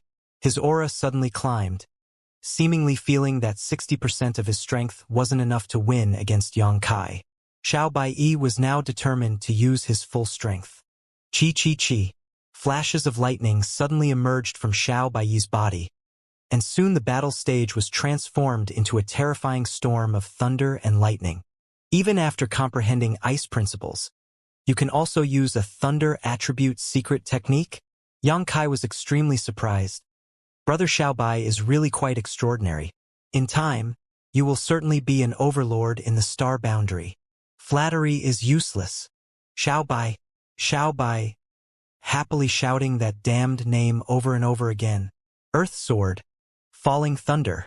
Lightning gathered at the tip of Xiao Baiyi's sword from all around before he slashed down and unleashed a torrent of violent arcs that submerged the place where Yang Kai stood. The power of this falling thunder was both sharp and violent, seemingly completely sealing off the surrounding space, leaving no path of escape. Yang Kai's heart moved as he shouted loudly. So that's how it is. It's all because being called Brother Xiaobai makes you feel so uncomfortable. As soon as these words fell, Yang Kai was wrapped up in a sea of lightning and a burnt smell soon filled the air. Xiao Baiyi blinked as he stared down from above, frowning as he declared, Remember, my name is Xiao Baiyi. I just thought, calling you Brother Xiao Bai would be more cordial. Brother Xiao doesn't need to be so angry, right? Yang Kai's voice leisurely responded from below, as if he wasn't experiencing the slightest hardship. Xiao Baiyi's eyes bulged as he gawked at the sight below him. Inside the sea of lightning, Yang Kai's whole figure seemed to have undergone a tremendous change. On the surface of his body, a 5-colored radiance that carried with it an aura of all 5 primary elements had appeared and was resisting the swirling lightning. At the same time, both his hands were now covered in a layer of golden scales, making them more closely resemble dragon claws. Even on the exposed parts of Yang Kai's skin, golden scales which exuded an intimidating aura had appeared. Dragon aura? Xiao Baiyi exclaimed, feeling the aura of a true dragon from where Yang Kai stood. Although this aura wasn't very strong, the majesty it gave off caused one's heart to tremble. Before his words even fell, a golden true dragon phantom suddenly appeared behind Yang Kai and slowly opened its giant pair of eyes to stare at Xiao Baiyi. Instantly, Xiao Baiyi felt cold sweat drop down his face, and he unconsciously retreated a few steps. Brother Xiao Bai's strength is profound, so I have to take this seriously as well. Defend yourself well. Yang Kai shouted as he slashed out with his sword. 5 elements indestructible sword qi overflowed from the slash and cut apart the lightning sea, revealing Yang Kai's stalwart figure. The golden dragon phantom behind Xianxia roared to the heavens, causing the world around him to tremble before its aura also poured into Xianxia's sword, enhancing the power of his slash. At that moment, 1,000 years seemed to flow by in an instant as the power of a true dragon smashed the world itself. Xiao Baiyi's forehead was drenched in cold sweat as he faced this seemingly unlimited pressure and was forced back once more. However, he quickly grit his teeth and stomped his feet to stand his ground, pushing his source chi violently to protect himself while simultaneously summoning a mirror-like defensive artifact to create a light curtain in front of himself. A golden light, containing a tyrannical power, slashed out, causing the entire space to tremble, as if the end of the world was nigh. Turbulent aura fluctuations continued for quite some time before finally subsiding. Xianxia's eyes stared forward coldly. 100 meters away, Xiao Baiyi stood mid-air, pale-faced. The light curtain of his mirror artifact which was protecting his body had already cracked in several places, and a moment after the dust settled, it shattered into countless fragments. As his hand trembled violently, Xiao Baiyi was barely able to keep his grip on his sword. Looking out at the opponent in front of him, Xiao Baiyi grit his teeth and shouted, "You're just a first-order Dao source realm. How could you possibly have such strength?" Xianxia replied indifferently, "Strength cannot be judged just by one's cultivation. Do you still not understand such a basic truth, brother Xiao Bai?" "I refuse to believe it." Xiao Baiyi roared as a violent aura suddenly broke out of his body. His source chi, which had just now depressed, erupted at this moment as he grabbed his sword with both hands and lifted it up high. "This will be the final clash. If you can take it, you win. If you can't, you'll die." Listening to him say this, Xianxia couldn't help turning serious as it was apparent Xiao Baiyi was about to use his trump card. The ultimate technique of a third-order Dao Source Realm Master could not possibly be simple. Taking a breath, Xianxia also began condensing his source chi. With Xiao Baiyi's shout, his expression turned solemn as a look of absolute focus appeared on his face. Tightly gripping his sword, Xiao Baiyi's entire body began overflowing with radiant light. An astonishing pressure burst forth as the surrounding space began to shake, like it would shatter at any moment. The next moment, a low growl came out. "Heaven's sword, broken star." When these words fell, countless light clusters exploded in the sky before they crashed down, like a great meteor shower, intimidating and unavoidable. Xianxia's eyes flashed a brilliant light seeing this attack, and instead of falling back to defend, he actually stepped in. Abandoning his sword, Xianxia pushed his hands forward as he began pushing his space force to inspire the local space principles. Countless pitch-black moon blades flew out to meet the falling lights, and together with a thunderous rumbling, black holes began appearing everywhere, exiling all the violent explosive energy from this clash to the void, shaking the entire space to the point where it seemed ready to collapse. Xianxia's eyes darted back and forth as this clash continued, searching for Xiao Baiyi's figure. Suddenly, he narrowed his eyes, pushed his source chi, and palmed towards a certain spot. Pa! At the same time as a loud thud and two muffled snorts rang out, Xianxia's complexion paled as he was forced backwards a few steps while Xiao Baiyi's pale figure reappeared up above. Falling to the stage unwillingly, Xiao Baiyi's aura and face were incredibly pale. The sky-covering explosions had disappeared at this moment, leaving only a faint tension in the air after the battle subsided. Xiao Baiyi hit the stage heavily, but immediately did his best to stand up. Unfortunately, he was unsteady on his feet and had to use his sword as a crutch to prevent himself from falling over. His exposed skin was cracked all over and blood was constantly flowing out from his wounds. There was also a palm print on the chest. This palm print was the only sign of the damage Xianxia inflicted on him. As for the other wounds, they had nothing to do with Xianxia. Xianxia stood in the air, looking down at the palm he had just used to attack. At this moment, his palm was dripping with blood from several fresh, painful puncture wounds. There was also a strange principal strength lingering around these wounds which was hindering his injuries from recovering. Flicking the blood from his hand, Xianxia pushed his source chi to disperse the lingering principal strength before he said lightly, "Brother Xiao Bai, Your heaven sword seems to be a bit beyond your ability to control. Was it really necessary to go so far? Although Yang Kai didn't know what kind of secret technique Xiao Bai had studied, the last sword move he used was obviously not something he could currently withstand. Using this move forcefully would inevitably bring harm to him, and Xiao Bai's current bloodstained state was the best evidence of that. Ha ha ha ha! Although Xiao Bai looked miserable at this moment, he couldn't help laughing loudly. His laughter filled with a kind of hearty joy. There was no regret or unwillingness in his voice as he shouted. Of course it is necessary. When facing an enemy, one should use everything at their disposal to decide who will die and who will live. To achieve victory, what does some trivial backlash count for? Yang Kai nodded lightly. Brother Xiao Bai has the heart of a master. This Yang is impressed. Xiao Bai shook his head slowly and said, Unfortunately, I was still no match for you in the end. A first-order Dao source realm. Ha ha! A wry smile on his face. Xiao Bai's voice was filled with a myriad of extremely complex emotions. Before today, he would never have thought that he would one day be defeated by an opponent at the first-order Dao source realm. He was a genius amongst his peers, a favored son of heaven. In this world, there were few who could enter his eyes and be treated as equals. But today's battle had made him realize a simple truth. He was just a young man standing in a waist-deep river thinking he had swum across the sea. It was truly laughable. Yang Kai! Xiao Bai shouted, dropping his sword and straightening his back. Do it! Saying so, he lifted his head to expose his neck, showing no intention to fight back. After all, even his strongest move was easily resolved by Yang Kai, so he had no more will or energy to fight at this moment. I didn't say I wanted to kill you. Yang Kai chuckled. Only you kept clamoring for a life-or-death fight, right? Xiao Bai frowned at this and said, If you want to move forward, you have no other choice. Otherwise you and I may be trapped here forever. Not necessarily. Yang Kai denied his opinion.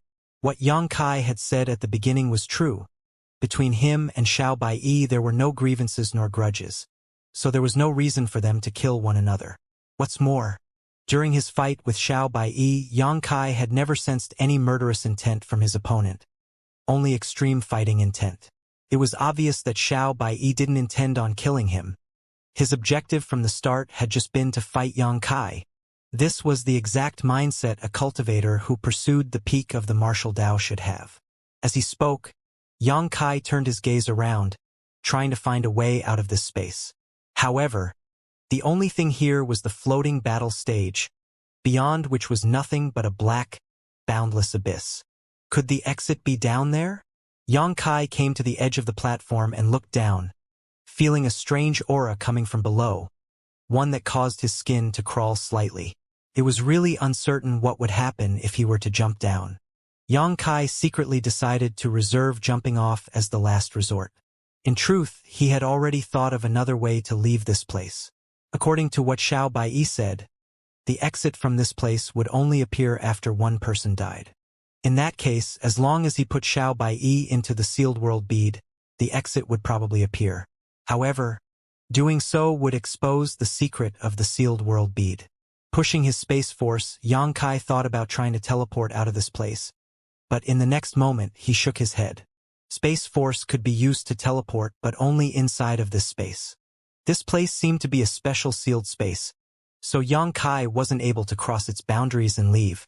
You won't find anything. Seeing Yang Kai scurrying around, Xiao Bai couldn't help shouting, I told you before.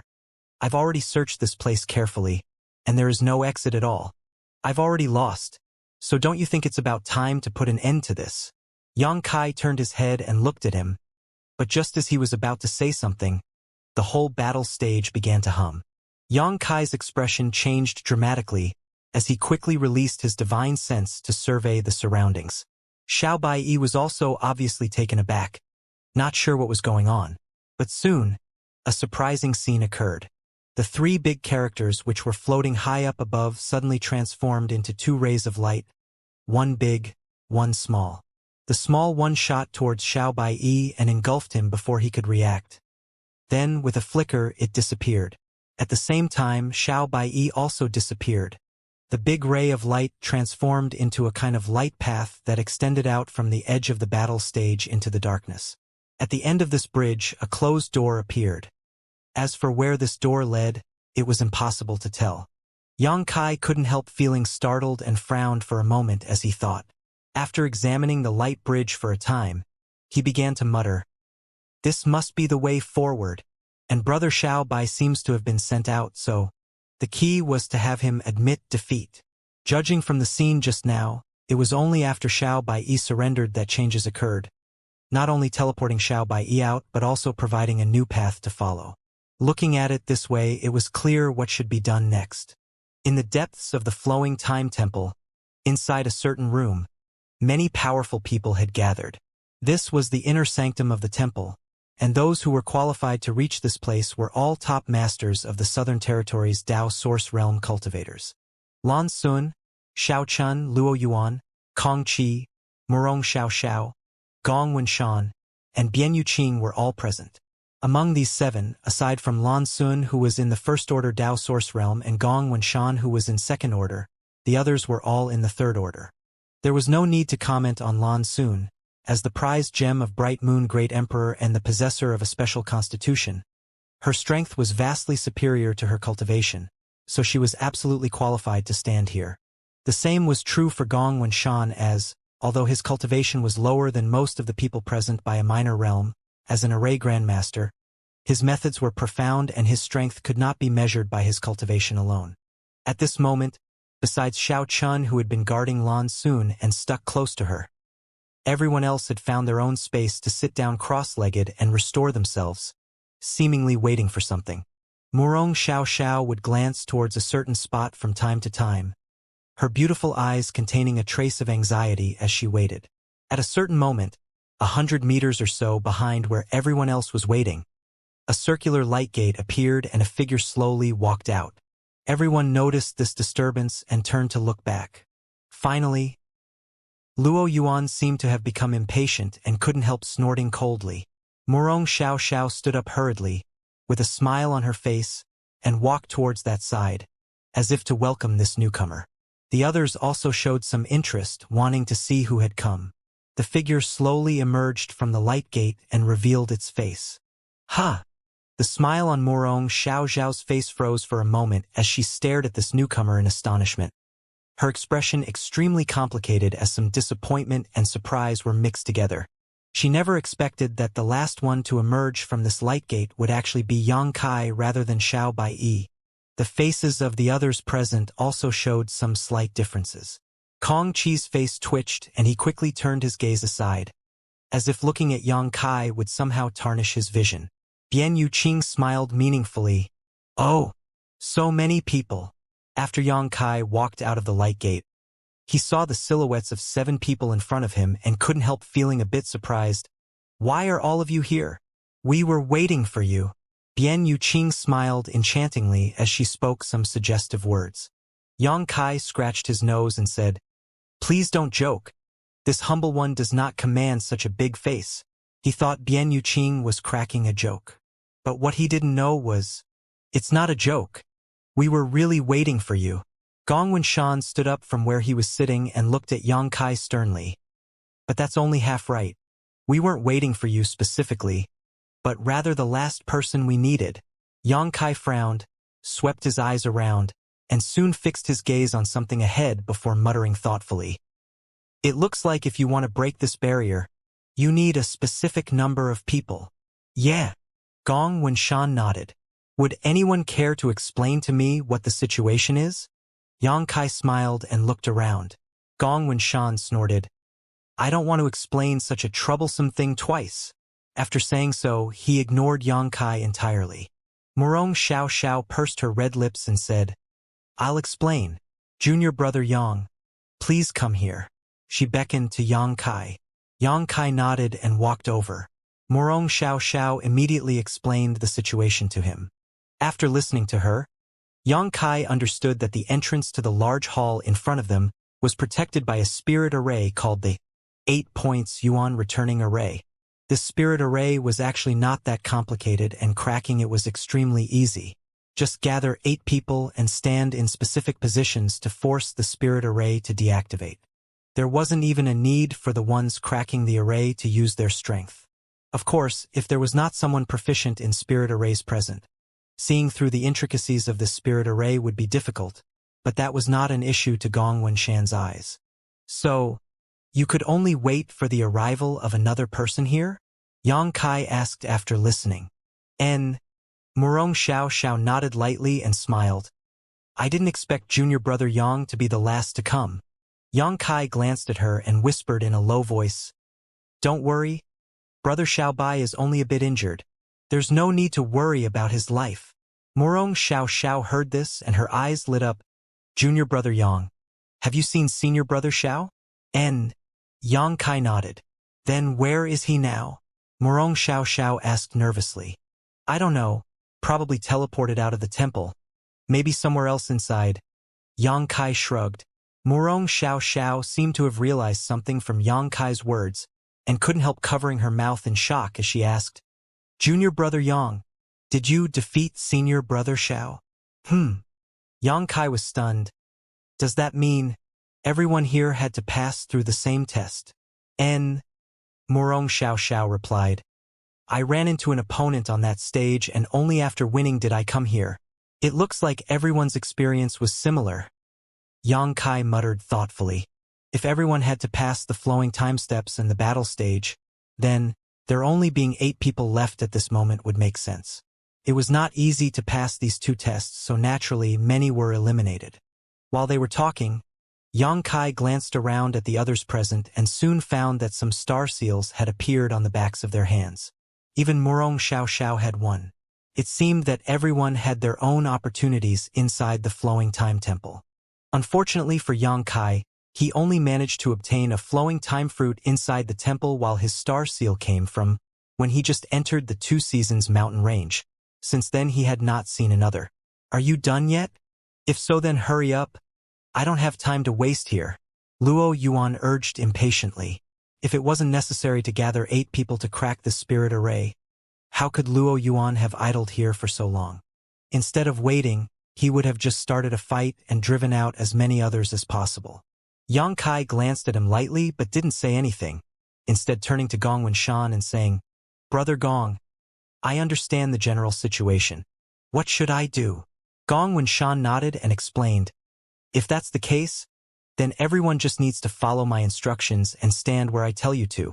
Although this 8 points Yuan returning array is simple to crack, if something goes wrong, Although he didn't finish what he said, everyone understood what he meant.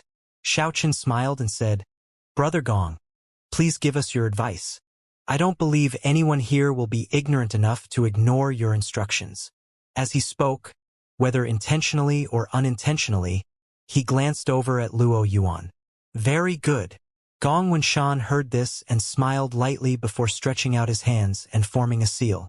Ripples of visible source qi were sent out from his figure and before Gong Wenshan, a circular seal appeared on the floor.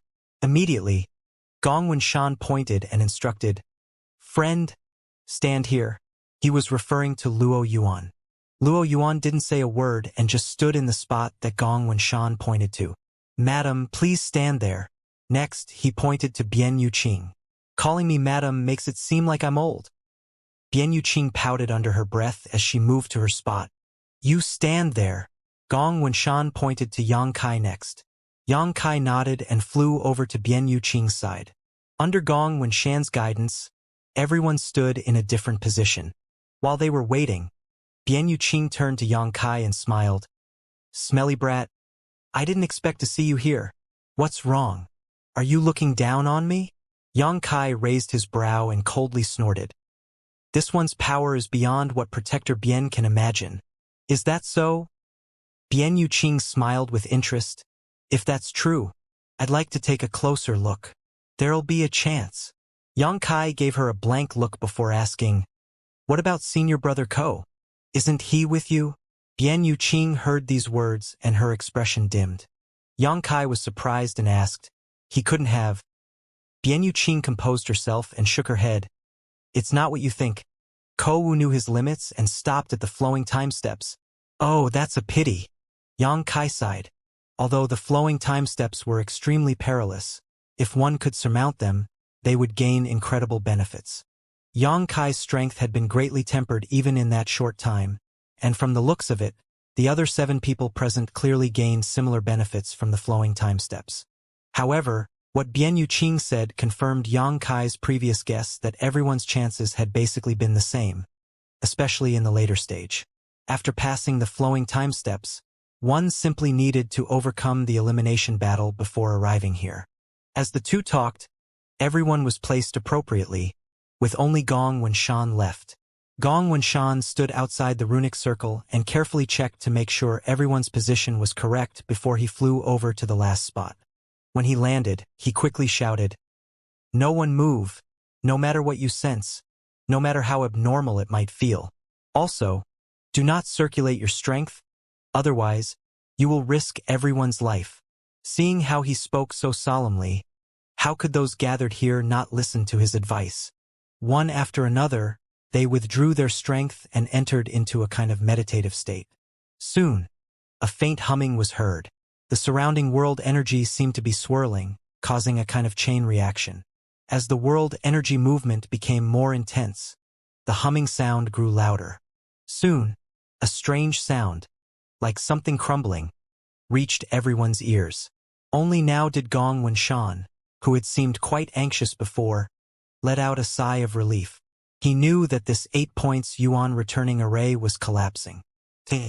Along with this sound, a crack began to appear in the array ahead, releasing a bright light. As the crumbling sounds grew louder, the crack also slowly expanded. Just as the crack became big enough for a single person to pass through, Gong Wenshan shouted, "Don't move yet!" Everyone was taken by surprise by this shout and immediately halted their movements. However, at that moment, Gong Wenshan shot out towards the opening like an arrow from a string. "Damn it! That bastard!" Kong Chi yelled angrily and hurried to catch up. "Xiao, xiao, xiao." At the entrance to the main hall, the remaining 7 people all used their own methods to rush forward. As the saying goes, those who arrive first get the best bargains. Gong Wenshan had already rushed in, so no one remaining wanted to be left far behind. In the blink of an eye, everyone had already rushed into the hall and were now sweeping their eyes around. In front of everyone was a brilliant glow that was mixed with a rich aura, a clear sign that precious treasures were present and just waiting to be claimed. Hong long long. Just after everyone came in, the crack through which they entered made a muffled sound and shut. Everyone was slightly startled, but soon they adjusted and stopped paying attention to this. Instead, they raised their eyes and swept them around the hall to inspect the situation. As far as they could see, at the far right of the hall there is a circular light gate. From this light gate, space principle fluctuations could clearly be felt, but where this portal led, no one could tell. 300 meters in front of everyone, at the head of the hall, there was a high platform. On this high platform, several items of different shapes were quietly sitting. After seeing the few things on the high platform, everyone was shocked and desire began filling their eyes. There weren't many things, only 5. A black lacquered oval shield that had dragons and phoenixes embossed on its surface and mysterious runes constantly pulsing around it. A single cherry-sized droplet that looked like a drop of water. A 7-colored glowing mass that seemed like a mix between steam and water. A pill that looked like a spirit pill but was clearly not. And a fiery red-colored longan-sized bead. There were a total of 5 treasures, all of them placed atop the high platform and each covered by the semicircular light curtain. Everyone's eyes swept over the 5 treasures one by one before finally landing on a 6th semicircular light curtain that was empty. Clearly, something had been here before, but now it was gone. In other words, there were originally 6 treasures on this high platform, but at this moment, only 5 were left. It was a complete mystery where this last treasure had gone. Gump. Kong Chi gulped hard as he stared at the dark oval shield and said grimly, "This is a pseudo-emperor artifact, right? I can feel traces of emperor pressure from it." Everyone was equally stunned to see such treasures hidden in the depths of the flowing time temple. For a moment, everyone's enthusiasm grew to new heights as they stared at these 5 treasures. all of them barely able to hold themselves back. Although all of them wanted to rush up and seize these treasures, no one dared to move. Because everyone knew that since there were 8 people here, and only 5 treasures, which was clearly not enough for everyone, once someone made the first move, they would likely become everyone's target. When 2 fists can't block 4 strikes, the first person to stick out would likely be eliminated. Even someone as strong and arrogant as Luo Yuan had to suppress himself while constantly monitoring the others around him. Your Highness, you are very knowledgeable. Do you know what these are? Gong Wenshan asked as he turned to Lan Sun suddenly. Lan Sun's beautiful eyes filled with a kind of soft brilliance as she smiled and said, I recognize a few. Please enlighten us, Your Highness. Gong Wenshan said sincerely. Lan Sun lightly nodded before pointing to the dark oval shield and saying, Brother Kong is right. This is probably a pseudo-emperor artifact. Pseudo-emperor artifact? What's that? Yang Kai asked without any hesitation. As soon as he said this, everyone cast him a weird look, seemingly wondering why he didn't even know something so obvious. Bian Yuqing was the only one who understood why Yang Kai was so ignorant and uninformed him. After all, she knew he was from a low-level star field, so she took the initiative to kindly explain, not all Emperor artifacts are refined as Emperor artifacts. You should know this, yes. Yang Kai nodded lightly. Most Emperor artifacts were not originally refined as Emperor artifacts and instead were the result of artifacts being nurtured for many years by powerful cultivators. When such a cultivator broke through to the Emperor realm, they could use their own comprehensions of the heavenly way and martial Tao to infuse Emperor intent into such an artifact and possibly refine it into an Emperor artifact. Some Emperors are unable to succeed when they temper their own artifacts. There are various reasons for this, but that doesn't mean that the artifact's power is completely lost. In fact, most often these artifacts receive a significant increase in power. Artifacts refined under such circumstances are known as pseudo-emperor artifacts, surpassing the level of a Tao source grade artifact, but failing to reach the emperor grade. They are semi-finished products. Bian Yuqing said softly with a solemn expression. Excellent pseudo-emperor artifacts are not inferior to the ordinary emperor artifacts, while some pseudo-emperor artifacts are only slightly better than Tao source grade. So that's how it is. Yang Kai nodded in understanding. Bian Yuqing continued, but this is a defensive artifact, so even if it's only a pseudo-emperor artifact, it is still a rare treasure. This shield's value is certainly far greater than an ordinary Tao source grade high-rank artifact. If someone can obtain this shield and refine it, most likely no one below the Emperor realm will be able to break their defenses. It really sounds like a treasure, Yang Kai echoed as his gaze became slightly hotter. Although Yang Kai already had a large number of Emperor artifacts, none of them were defensive types. If he could obtain this shield, he could make up for his own shortcomings, and when he encountered a strong enemy, he would be able to resist for a while longer. Your Highness, please continue. Kong Qi glared at Yang Kai from the side, seemingly blaming him for his ignorance for interfering with Lan Sun's explanation.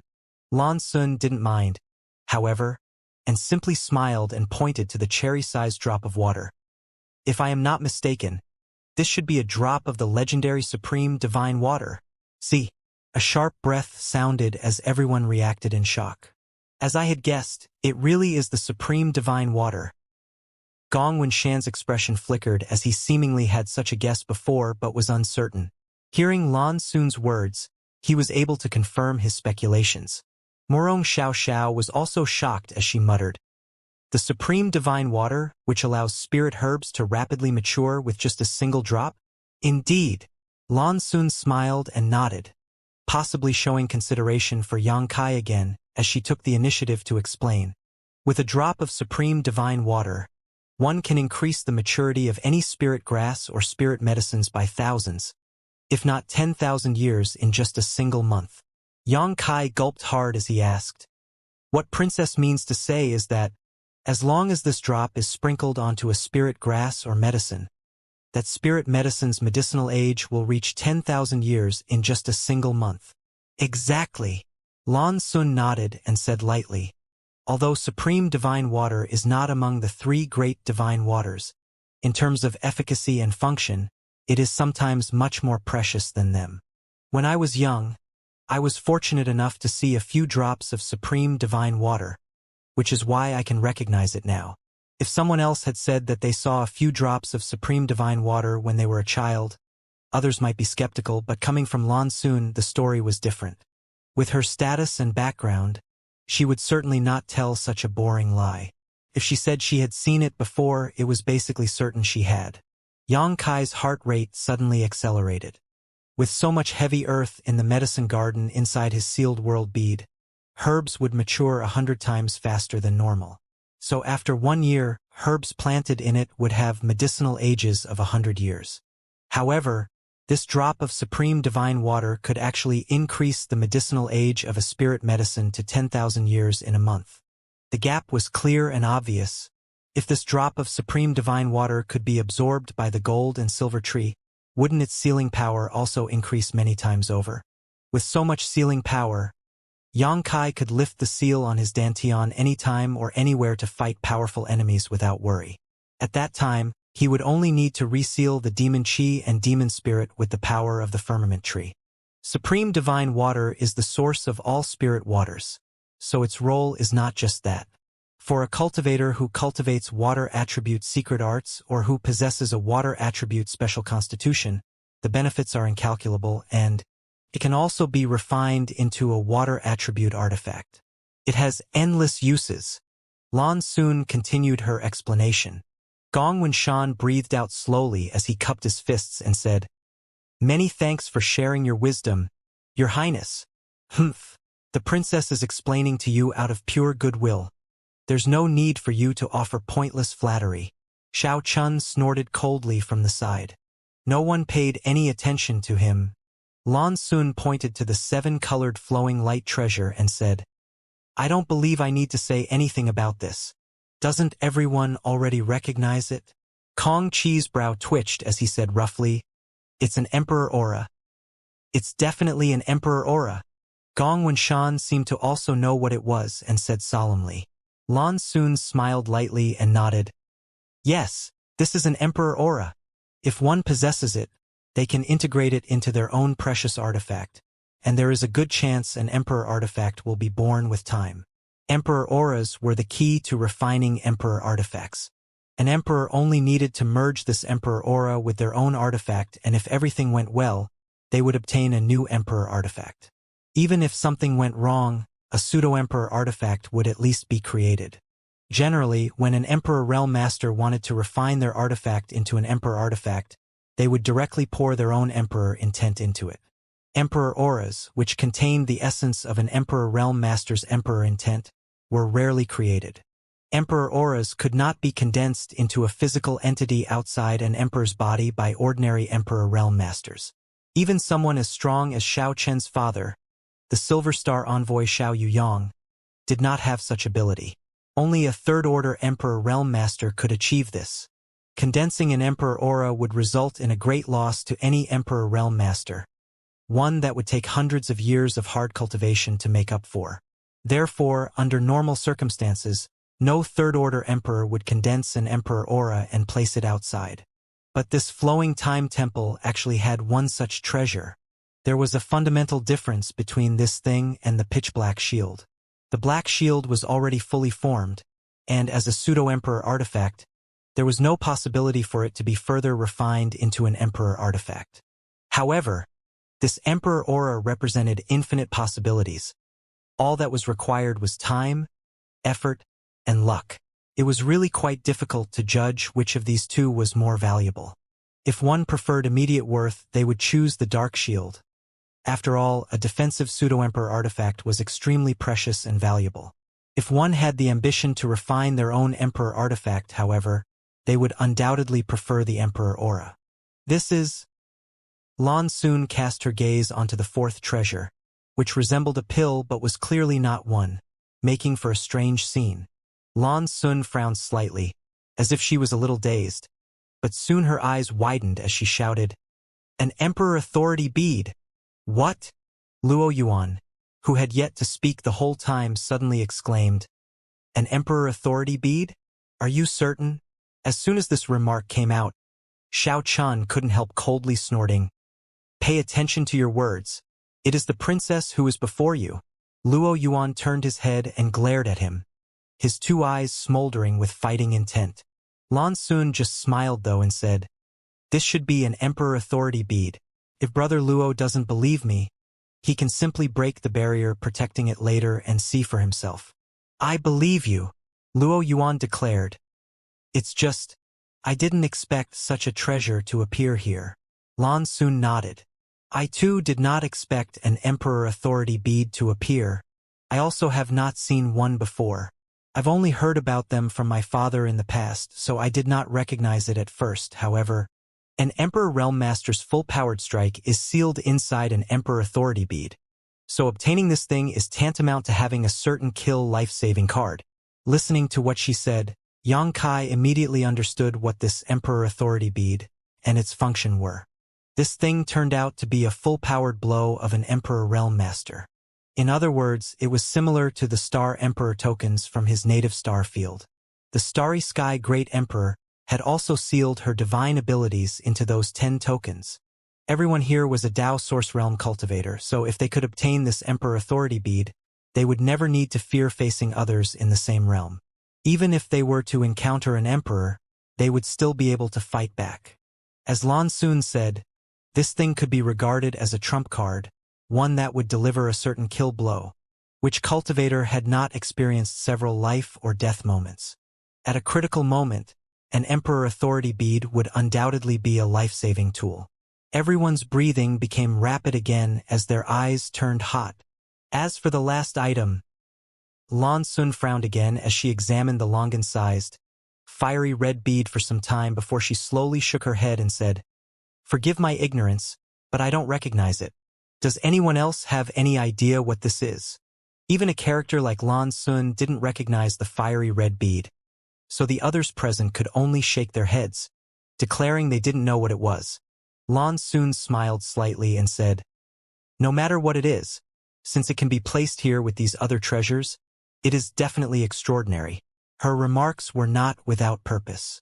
Among the 5 items placed on the high platform, there was a defensive-type pseudo-emperor artifact, a drop of supreme divine water, an emperor aura, and an emperor authority bead. Which one of these was not a rare and priceless treasure? In terms of value, it really just depended on whose hands these treasures were in, so it made no sense that the 5th item was useless.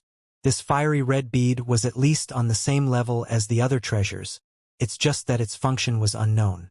Actually, Lan Xun's beautiful eyes narrowed as she fixed them on the center position of the high platform where an empty barrier remained. "I care more about what was originally here." "What does princess mean?" Kong Qi asked. Lan Xun explained, "Within this barrier, there is a strong residual emperor pressure. If I'm not mistaken, there should have been an emperor artifact here." "An emperor artifact? Really?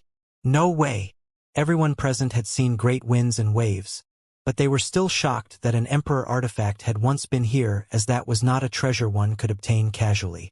"I'm fairly certain that was the case," Lan Xun said firmly, "and it was still here not long ago. As for why it suddenly disappeared, I cannot say. However, if it wasn't here just a short time ago, the remnant emperor pressure would not be so apparent." "Did someone get here before us?"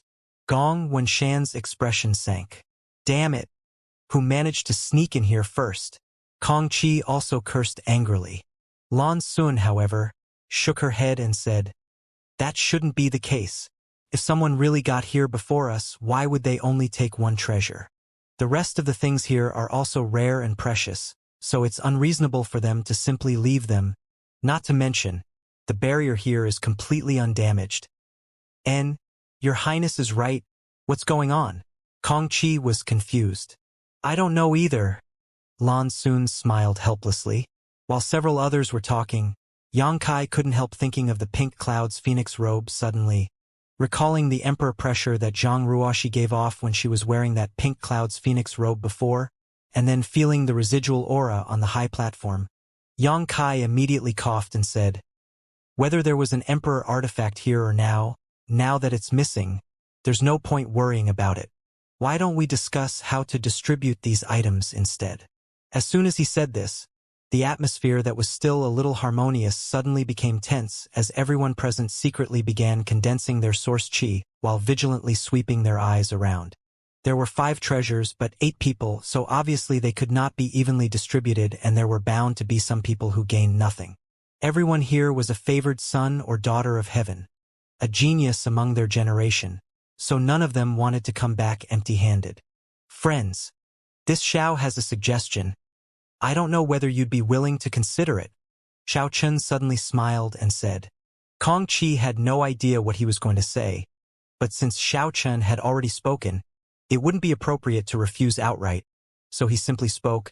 If Brother Xiao has any good ideas, please enlighten us. The others also turned to look at him. Xiao Chun smiled heartily when he saw this and continued. In this southern territory, my Star Soul Palace is heralded as a virtuous leader filled with righteous talents. Her Highness is the model example of this and did not hesitate to share her wisdom with all of you. Yes? Do you not feel that she deserves some form of thanks in return? When he said this, everyone suddenly had an unpleasant premonition. Sure enough, Xiao Chun proposed. This Xiao feels that with her Highness status, she should be allowed to take one of these treasures first. What do all of you say? Everyone immediately cursed Xiao Chun in their hearts as they really couldn't curse him out loud. After all, doing so would be akin to slandering Lan Xun as well, an offense none of them wanted to commit. For a moment, everyone felt incredibly gloomy as they held their tongues. From the start, there were not enough treasures here to divide among them, but now Xiao Chun even suggested that Lan Xun take one away first. This was nothing short of shameless robbery. If someone else had proposed such an outrageous notion, they would have been drowned in other spit and curses by now. But with Xiao Chun putting forward Lan Xun's identity, none dared act presumptuously. With Lan Xun's status, who would dare have any opinions about her actions? Did they not want to live in the Southern Territory in the future? Even someone as strong and arrogant as Luo Yuan could only glare gloomily at that moment, unable to say a word. Even though he didn't flinch when facing Wu Chong, he also knew that some people in this world could not be offended no matter what, and Lan Xun was one of them. What's wrong? Do you think this Zhao's proposal is unfair? Xiao Chun continued pressing his advantage. Seeing that everyone did not say anything, he coldly snorted and said, Or, are you looking down on my Star Soul Palace? When such an unfair charge was leveled, Kong Qi immediately glared at Xiao Chun, as if he was his parents' murderer, cursing his 18 generations of ancestors in his heart. Well, Morong Xiao Xiao was too kind-hearted for her own good, and seeing the atmosphere becoming so charged she wanted to speak up, but not knowing how to calm things down, her face flushed with anxiety. The others also remained silent, unable to say anything. Yang Kai observed carefully and quickly saw that Lan Xun's brow was slightly furrowed, obviously displeased with the current mess. Clearly this was something Xiao Chun had decided to do on his own without consulting her, allowing Yang Kai to nod secretly to himself. His impression of Lan Xun was still quite good. If Lan Xun really wanted to take advantage of her father, Bright Moon Great Emperor, and Star Soul Palace's prestige to snatch these treasures, likely no one would be able to object. Only her public image and reputation would take a hit. On the other hand, these items, while extremely precious, given Lan Xun's identity, might really not be of much interest to her. The pitch-black shield was useless to her because there was no doubt she had a defensive emperor artifact bestowed to her by the great emperor. The drop of supreme divine water was also useless to her as there was no spirit grass or herb that Star Soul Palace didn't possess or could easily acquire. As for the Emperor Aura, she was just a first-order Dao Source Realm cultivator now, so it was completely useless to her.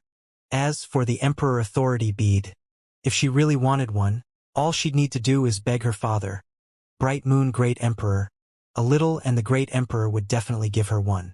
In any case, with the Great Emperor's strength and skill, consuming a few hundred years of strength was not even worth mentioning. Just as the tension was becoming unbearable, Lan Xun suddenly smiled and said, Since no one has any objections, then Xiao Chun and I will take one. Ha! Gong Wenshan heard this and couldn't help raising his brow and staring at Lan Xun in amazement, as if he couldn't believe what he just heard. But soon, a knowing grin formed on his face. After frowning, Kong Qi also understood the meaning of Lan Xun's words and nodded happily. If Her Highness wants to take one first, this Kong naturally has no objections. Neither do I. Bian Yuqing agreed immediately. Everyone present was a sharp individual, and although Lan Xun's words sounded similar to Xiao Chen's, how could they not understand that their true meaning was completely different? What about you? Lan Xun turned to look at Luo Yuan and the others. Your Highness should act freely. This Luo does not trust others here, but Your Highness is still trustworthy. Lan Xun gently nodded. Many thanks, Brother Luo, for your trust. With Luo Yuan not expressing any disagreement, the remaining Yang Kai and Murong Xiao Xiao naturally had no objections. When everyone nodded in agreement, Xiao Qian turned anxious as he whispered to Lan Xun, Princess? The light smile on Lan Xun's face receded as she turned a cold stare to him and declared, Brother Xiao Qian, since everyone has agreed, I will have to bother you to. At this point, her beautiful eyes swept over the high platform briefly before she pointed and said, Retrieve that pseudo-emperor artifact. The value of these 5 treasures really couldn't be judged because everyone's needs were different and these 5 things had vastly different functions. But for Lan Xun, among the 5 things here, the least valuable was definitely the shield pseudo-emperor artifact. Because this thing was completely useless to her. Even the flaming red bead that she couldn't identify would have had slightly more value to her. But she still chose the pseudo-emperor artifact. Lan Xun's choice undoubtedly gave a distinct message.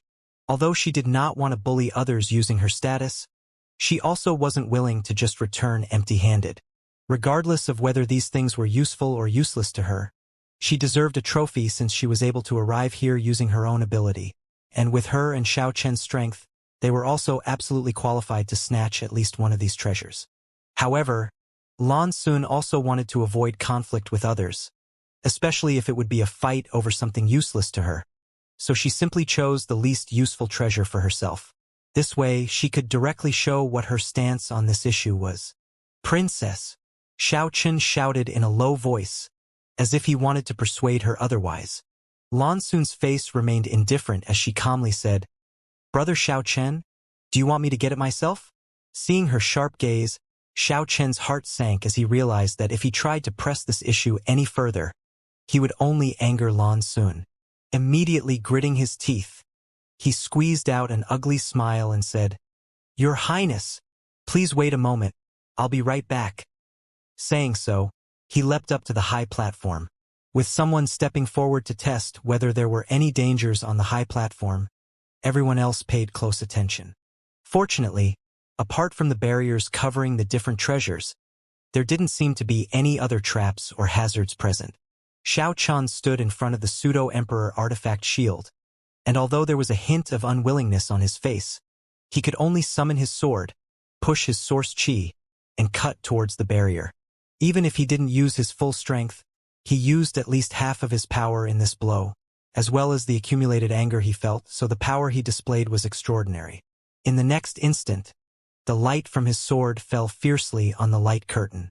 But the light curtain was far stronger than it appeared, and the only result of Xiao Chen's slash was the barrier bending slightly before bouncing back, completely unscathed. Oh! Seeing this scene, everyone was shocked as they also quickly examined the strength of the barrier and calculated just how much force would be needed to smash it to snatch the treasures. Xiao Chen's first attempt having no effect embarrassed him greatly, so he wasted no time in lifting his sword up again and chanting, Plum Flower Sword, Showering Blossom Sword. Releasing this secret technique, a storm of plum blossoms seemed to fill the air. This move was both elegant and dignified. A fresh fragrance seemed to fill the air and linger at the tip of everyone's nose before the plum blossoms suddenly transformed into countless points of light and fiercely bombarded the light curtain. A violent shaking took place as the light curtain flashed wildly. Although the radiance of the barrier was constantly dimming, there was still no sign of it breaking. Xiao Chen's expression became enraged as he turned his sword and activated another secret technique. Waning Moon pierces the mirror heavens. Another dazzling sword skill was displayed as a violent power struck the light curtain. A crack finally appeared in the light curtain, and seeing this situation, Xiao Chun pushed his source chi violently and thrust his sword forward. With a loud bang, the barrier completely broke and Xiao Chun grabbed the pseudo-emperor artifact shield before leaping off to land next to Lan Sun's side. "Your Highness, I've retrieved the item." Lan Sun nodded lightly, not even sparing the pseudo-emperor artifact shield a glance and instead smiling to the others. "Then, Lan Sun will take her leave. Everyone, good luck." After that, she turned and walked towards the light gate standing on the right side of the hall. Although Xiao Chun was unwilling, his duty was to follow Lan Sun. So he had no choice but to follow her as he shot the others in the room a fierce look, as if to say that they were lucky this time. A moment later, the two-star Soul Palace disciples disappeared through the light gate. "The princess is quite commendable." After a short silence, Kong Chi suddenly said. Gong Wenshan nodded in agreement. "The daughter of the great emperor has temperament beyond compare. It makes this Gong embarrassed." "You should be ashamed." Kong Chi grimaced at him. At that moment, a burst of laughter rang out as Bian Yuqing glanced around elegantly. "Her Highness and her escort are gone now, but with those who remain and the remaining treasures, it seems that there's still not quite enough." Atop the high platform, there were originally 5 treasures, but now the pseudo-emperor artifact shield had been taken away, leaving 4 treasures to split among 6 people. "I claim one of them," Luo Yuan suddenly declared. Gong Wenshan cast his gaze over and said, "Why should we agree?" Kong Chi chimed in, "If you want to win these treasures, it should naturally be done with your own strength. I have no opinion about Her Highness claiming one, but if you want to claim one first, I'll have to object." Luo Yuan's 8 Paths sect was only a second-class sect in the Southern Territory, while Kong Chi was from 7 Glories Chamber of Commerce. The difference in their backgrounds was profound, so how could Kong Chi possibly be afraid of Luo Yuan here? Luo Yuan smiled proudly as his eyes swept across the crowd. "If anyone refuses to accept, they're welcome to object." Kong Chi couldn't help showing a cold look on his face as he slowly nodded and said, "This friend's attitude makes this Kong quite uncomfortable. So this Kong intends to teach friend a small lesson I just don't know. Bastard. What are you doing?" Before Kong Chi finished what he was trying to say, his face suddenly changed and he couldn't help roaring furiously. The next moment, everyone else's anger also flared up. Because while all of them were talking, Yang Kai had secretly slipped away and landed on the high platform. Reaching out, he palmed towards one of the barriers. "Bold! Who gave you the courage to do this?" Luo Yuan roared as he leapt out. When the others saw this, all their hesitation vanished and they swiftly used their movement skills to catch up, lest they fall behind. However, it seemed that when Lan Sun asked Xiao Chun to take the pseudo-emperor artifact shield, everyone else had already decided what treasure they would target. After all, the remaining 4 treasures had different functions and everyone had their own preference. So when the 6 people rushed to the high platform, the targets they chose were also completely different. Yang Kai's goal was the flaming red bead that even Lan Sun couldn't recognize or identify.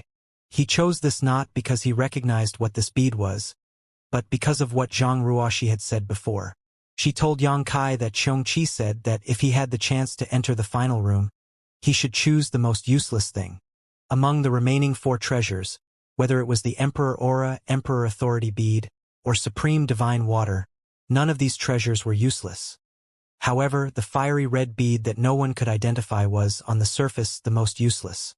Xianxia was an ancient divine spirit and had also given Zhang Ruoxi the Pink Cloud's phoenix robe, so it made no sense for it to deceive him by saying such things. So, Yang Kai's goal was this fiery red bead from the beginning. What's more, by choosing this bead, Yang Kai also avoided all competition as no one else present wanted it. Although many thought that this bead had some extraordinary use or purpose, without knowing its specific role, trying to snatch it while giving up on the other treasures present simply wasn't worth the risk. Therefore, the remaining 5 people set their goals on the other 3 treasures. Among them, Luo Yuan and Kong Chi focused on the Emperor Authority Bead. Their thinking was quite simple. The Emperor Authority Bead had a full-powered blow from an Emperor Realm Master sealed inside of it, which was an overwhelming trump card that could save one's life in a critical situation. As long as one still had their life, there was hope for everything else. What Bianyu Qing and Gong Wenshan chose was the Emperor Aura. This thing was the source of an Emperor artifact, so its value was simply incalculable. Murong Xiao had wanted to grab the Emperor Authority bead too, but seeing Luo Yuan targeting it as well, she grit her teeth and immediately changed direction, rushing to the supreme divine water drop that no one was paying attention to and began breaking its barrier. Xiao Baiyi had once told her when they were alone that she should avoid any conflict with Luo Yuan because he was incredibly dangerous. Xiao Baiyi even went so far as to say he wasn't confident he could defeat Luo Yuan. Murong Xiao trusted Xiao Baiyi, so she seriously followed his advice. The 6 people were immediately divided into several areas where Yang Kai and Murong Xiao focused on breaking the barriers to the treasures they wanted while the other 4 engaged in heated battles of 2.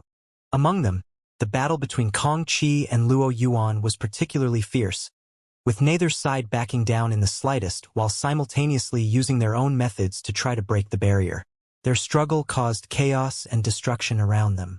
As for Bianyu Qing and Gong Wenshan, it should be said that Gong Wenshan was worthy of his title as a spirit array grandmaster. After he landed on the high platform, he directly summoned an array plate that caused a ripple to spread out and directly envelop Bianyu Qing in a layer of fog. No one could see what happened inside this mist. However, having fallen into the opponent's array plate, Yang Kai estimated that Bianyu Qing was probably powerless and could only silently pay tribute to her in his heart. The scene of Xiao Chun cracking the barrier before was still fresh in people's minds, so they all understood that this light curtain was extremely tough and could not be broken at will. As such, no one held back. Yang Kai directly used his dragon transformation secret technique and condensed his 5 elements indestructible sword chi onto his claw before he smashed his fist onto the barrier fiercely. Without anyone interfering with him, Yang Kai used 5 strikes to break the barrier. As soon as the light curtain shattered, Yang Kai stuffed the fiery red bead into his space ring. He then turned his head and saw that Luo Yuan and Kong Qi were still locked in a fierce melee, both of them pushing their source chi wildly to suppress the other while using other methods to smash the barrier protecting the Emperor Authority bead. The light of the barrier faded at a speed visible to the naked eye and seemed to be on the verge of breaking. Nearby, Bianyu Qing and Gong Wenshan were still surrounded by a layer of fog, with neither of their figures anywhere to be seen. There wasn't even any sound coming from this fog bank. On the farthest side, Murong Xiao was anxiously using her heavenly feather ring artifact to bombard the barrier protecting the supreme divine water. Although she was trying her best, she still needed at least a few breaths if she wanted to crack this barrier. Yang Kai's figure flickered when he saw this and arrived directly next to Murong Xiao. Junior brother Yang. Murong Xiao pursed her lips lightly as she wore a complex expression. Yang Kai didn't say anything and simply urged his 5 elements indestructible sword chi wrapped dragon claws to match the timing. Murong Xiao's heavenly feather ring impacted the light curtain. Combining the power of the 2 blows, the barrier buckled and broke apart. Yang Kai's hand flashed rapidly as he took out a jade bottle, stored the drop of supreme divine water into it, then immediately threw it to Murong Xiao as he shouted, "Go!" Yang Kai wasn't a man who didn't know how to be satisfied. At this moment, after grabbing a treasure for himself and helping Murong Xiao obtain the supreme divine water, the best choice would be to withdraw rather than fight for more. When Murong Xiao heard this, she raised no objections, immediately catching the jade bottle and taking back her heavenly feather ring before following Yang Kai into the light gate and disappearing.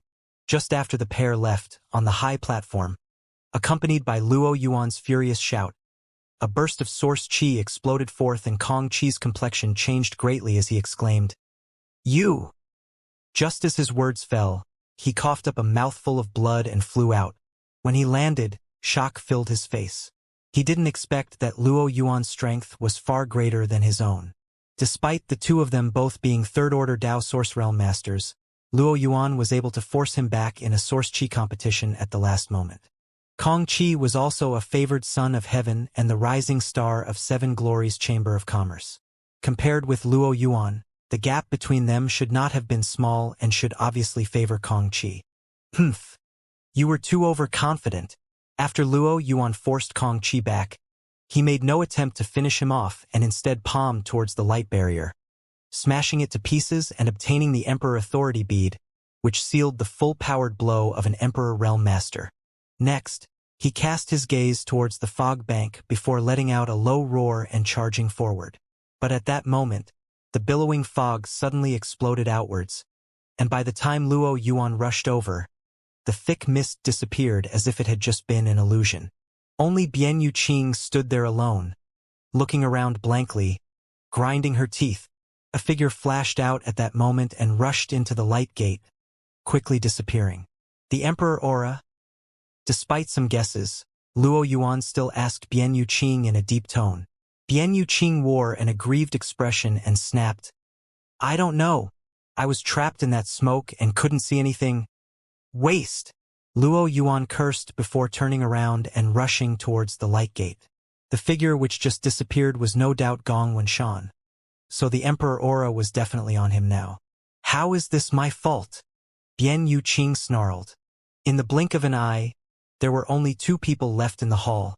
Kong Qi with his pale face and bleeding mouth, and a gloomy Bian Yuqing. The latter soon turned to the former, smiled and called out, "Little brother?" Kong Qi glanced at her and smiled miserably. "Don't call out so affectionately. I don't have anything, so it's useless to try to talk to me." Bian Yuqing pouted angrily and snapped, "A bunch of bastards bullying this mistress hateful. Of the rare treasures here, one went to Lan Sun and Xiao Chun, who left the field before the battle began, while the rest were divided up amongst the others, while she and Kong Qi received nothing." This annoyed Bian Yuqing to no end. In terms of cultivation, she wasn't the lowest amongst those present, and in terms of strength, she also didn't believe she was the weakest, but she wound up with nothing in the end. Losing such an incredible opportunity was of course unacceptable to her. Somewhere outside the flowing time temple, Yang Kai and Murong Xiao Xiao appeared at the same time in a flash of light. Yang Kai immediately released his divine sense, but after checking and confirming there was no danger in the surroundings, he relaxed. There were no signs of other people appearing nearby, possibly because they were all teleported to other places. But the light gate was indeed a passage to leave the flowing time temple. There was no doubt about that. Even after waiting for a while, there was still no trace of other people appearing. Yang Kai immediately understood that unless they passed through the light gate at the same time, the place they appeared in would be different. Next, Yang Kai turned to Murong Xiao Xiao, who was looking at him gratefully because he had helped her acquire the supreme divine water at the last moment and did not take the opportunity to snatch it from her. At that time, Yang Kai could have easily snatched the drop of supreme divine water for himself. Murong Xiao Xiao opened her mouth and was about to say something when suddenly a dramatic change occurred. Up in the sky, a thunderous rumbling resounded, one that was so loud that cultivators within 100 kilometers could hear it clearly. At the same time as the sound rang out, the flowing time temple which was floating up in the sky actually emitted a dazzling light that blinded all who looked at it. An astonishing pressure suddenly descended in the next moment and rapidly spread out. Hong long long. The rumblings only grew louder. "Junior brother Yang." Murong Xiao Xiao shouted solemnly. Yang Kai did not answer and instead just squinted his eyes to observe the changing situation, a short time later sighing as he muttered, "This temple seems to be concealing itself again. I don't know what kind of opportunity is needed for its next appearance, let alone when that will be." Just as he said, after the dazzling light dissipated, the flowing time temple in the sky really vanished, as if it had never even existed. However, in the place where the temple once stood, a small black figure had appeared. "That's..." Yang Kai stared intently for a moment before his eyes shrank fiercely. Up in the sky, an ominous beast had appeared, one that was covered in flames and looked like a tiger and an ox with a pair of giant wings and thick-scaled armor, a majestic and terrifying creature to behold. Its nostrils spewed out flames that seemed capable of melting space, and when it stamped its legs, the world itself seemed to shake. "Qiong Qi!" Yang Kai exclaimed in shock. Murong Xiao Xiao couldn't help covering her mouth with her small hands, her beautiful eyes trembling violently. Having been born in Azure Sun Temple, and as an elite disciple of the sect, She had naturally heard of the beast, Xianxia. It was synonymous with extreme wickedness, slaughter, and despair. Even in ancient times, the divine spirit Xianxia was a notorious ominous beast and countless creatures had died to its flames. Few masters could even resist its phenomenal might. At this moment, it was just standing quietly mid-air, but the cruel and fierce aura it released made it difficult for every living creature within 100 kilometers to even breathe as they trembled in fright. Within a 100-kilometer radius, every cultivator who felt this fierce pressure sank, like a 10,000-ton mountain was pressing down on their shoulders, making them feel like death was imminent and inevitable. Hua! Xianxia roared to the heavens, its voice containing an extremely complex mix of emotions, like joy, excitement, and sorrow. Immediately after, it squinted its eyes and glanced around, its burning gaze seemingly piercing through space before it stretched out its claw and directly pierced the void, opening a crack in space before dove in and disappeared. Outside the Four Seasons realm, in the unnamed mountain valley, this place was no longer filled with world energy and instead had become extremely barren. The only thing worth noting was the large oval light gate that gently floated just above the ground. The many cultivators that originally gathered here had also flooded into the Four Seasons realm a few days ago, so now, only a few Emperor Realm Masters who had been responsible for leading their sect's disciples here remained. Silver Star Envoy Xiao Yuyang of Star Soul Palace, Gao Shueting of Azure Sun Temple, Chan Wenhao of Heavenly Martial Holy Land, Feng Ming of Orthodoxy Temple, Seven Glories Chamber of Commerce Tsengyuan, Violet Source Chamber of Commerce Lu Qi. These masters had all remained here on the one hand to observe the changes in the entrance of the Four Seasons realm, so as to avoid any irreparable accidents, and on the other hand to wait for their elite disciples to return. Since the various Dao Source Realm juniors had the Four Seasons realm, these emperors had each found a place to sit in meditation. For masters like them, waiting for 33 days was nothing. Perhaps this was enough time to slightly comprehend a secret art they were cultivating, or to slightly refine an emperor artifact they possessed. So for these 33 days, none of them felt bored.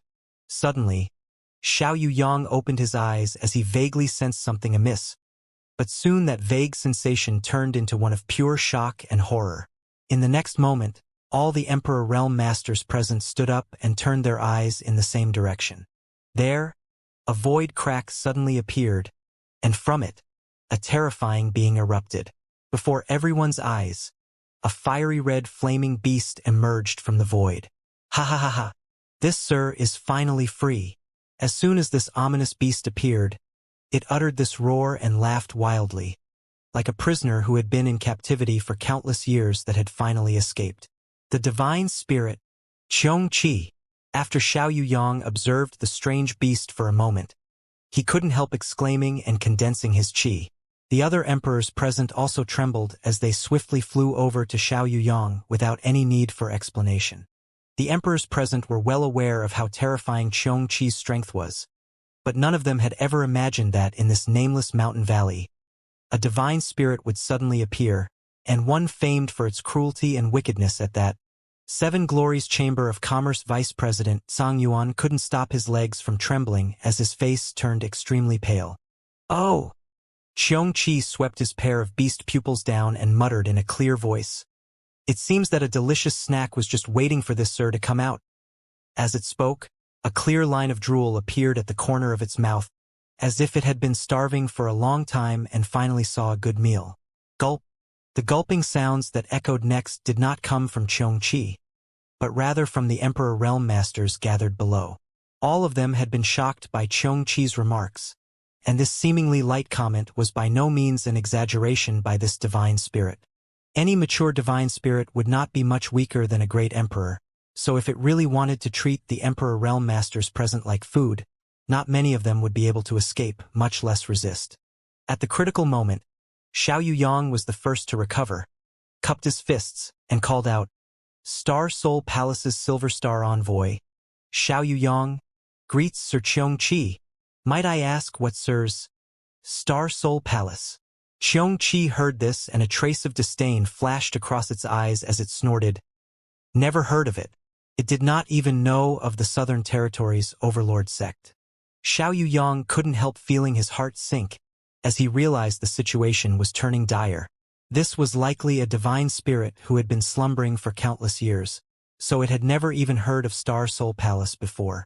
This meant that using Bright Moon Great Emperor's name to deter it was also not a valid plan. It is an honor for you to become this sir's meal. Who shall come up first? Xianxia looked down and asked in a deep voice. No one dared to answer as each emperor went pale and trembled, an extreme sense of depression filling their hearts. No one wants to volunteer, Xianxia sneered. If no one steps forward, this sir will choose one at random. There is no escape, so the only difference is who shall be first and who shall be last. Don't be afraid. Senior Xiao. Violet Source Chamber of Commerce's Vice President Lu Qi couldn't help calling out to Xiao Yang, seemingly pinning all his hopes on him. Xiao Yang's complexion darkened as he realized that if he didn't act now, it would be too late. Summoning a small mirror-like object into his hand, Xiao Yang snapped it, causing it to burst into tiny specks of light. As these specks of light flew out, a gentle but solemn pressure descended from the sky and a stalwart figure slowly manifested. Everyone immediately turned their heads to look at this figure, and their expressions couldn't help filling with respect and worship. This man wore a crown of gold and jade and seemed to stand as tall as a mountain while releasing a profound aura. This figure, however, was illusory and ethereal, so obviously it was not a true physical entity but rather a kind of projection. Nonetheless, at this moment, this figure gaze seemed to penetrate space as it stared directly at Xianxia. Even a beast as strong as Xianxia couldn't help becoming slightly more serious as he snorted coldly. A great emperor's soul manifestation? From this phantom, he could feel the aura that only a great emperor could possess, so he understood who it was that stood before him. This was clearly the image of an overlord of this world, the Bright Moon Great Emperor. Just like the two most dazzling lights in the darkness, as Xianxia focused all its attention on the Great Emperor, the Great Emperor was also paying close attention to Xianxia. This king did not know Xianxia was still among us on this plane. Bright Moon suddenly said. Humph! Xianxia coldly snorted, not showing the slightest weakness. This sir roamed the world freely before you were even born. How dare you posture in front of this sir? Xianxia narrowed its giant eyes and sneered disdainfully. Or what? Do you think a trivial soul manifestation is enough to subdue the sir? One man and one beast confronted one another across space, causing the surrounding world to shudder. The mere existence of these two caused space to warp and even led to tiny void cracks flitting about. Instantly, the nameless mountain valley seemed to teeter on the brink of collapse. Xiao Yang and others did not dare to say a word, all of them just standing aside with solemn expressions, silently circulating their qi to resist the horrifying pressure engulfing them. Sir Xianxia jests. As one of the few masters of this world, Bright Moon didn't mind Xianxia's arrogant attitude and instead smiled lightly. Bright Moon simply wanted to congratulate you on finally achieving your long-awaited freedom. Xianxia's eyes darkened as he shouted. What do you know? Bright Moon replied. When I was young, I once heard that Sir Flowing Time had a playmate, a divine spirit, Xianxia. Unfortunately, after Sir Flowing Time disappeared, his companion also went missing. That was tens of thousands of years ago, but I wonder if Sir Xianxia still remembers those times fondly. Flowing Time. Xianxia seemed to be stimulated by Bright Moon's words, and the arrogant and violent aura around his body gradually faded, his eyes filling with a kind of fond remembrance. Bright Moon stood there quietly, not meaning to interrupt, while Xiao Yang and the other emperors did not dare to move. After a long time, Bright Moon continued. I wonder if Sir Xianxia would like to come to my Star Soul Palace as a guest. This king has a relic of Sir Flowing Time in his possession that should be transferred to Sir. Humph! It's useless trying to bribe this sir. Xianxia shook his head and snorted. This sir is hungry. Bright Moon smiled and said, Then I shall prepare a feast for sir.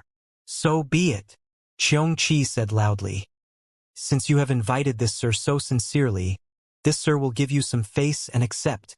Bright Moon shall eagerly await sir's arrival. This is the location of my Star Soul Palace. Bright Moon said as he stretched out a finger and sent a ball of white light out to Xianxia.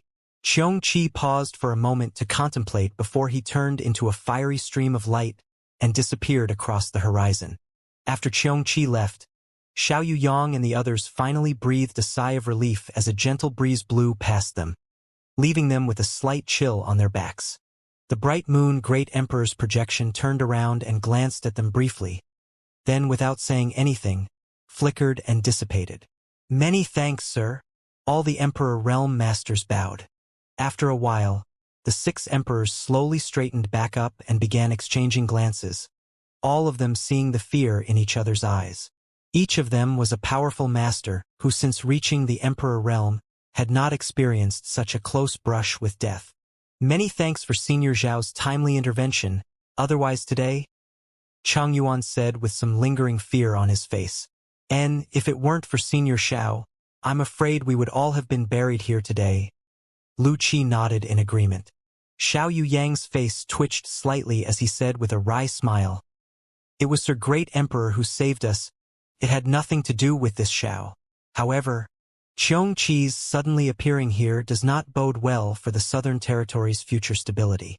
When everyone heard him say this, their hearts sank. Xianxia was an ominous beast that was literally a living disaster. Its mere presence would definitely set off some unpredictable and extremely vicious incidents. All the emperors present immediately determined it was necessary to warn their respective sects as soon as they returned so that precautions could be taken early. Inside the 4 Seasons realm, Yang Kai flew forward alone, crossing the 2 Seasons mountain range as he headed towards the realm of winter.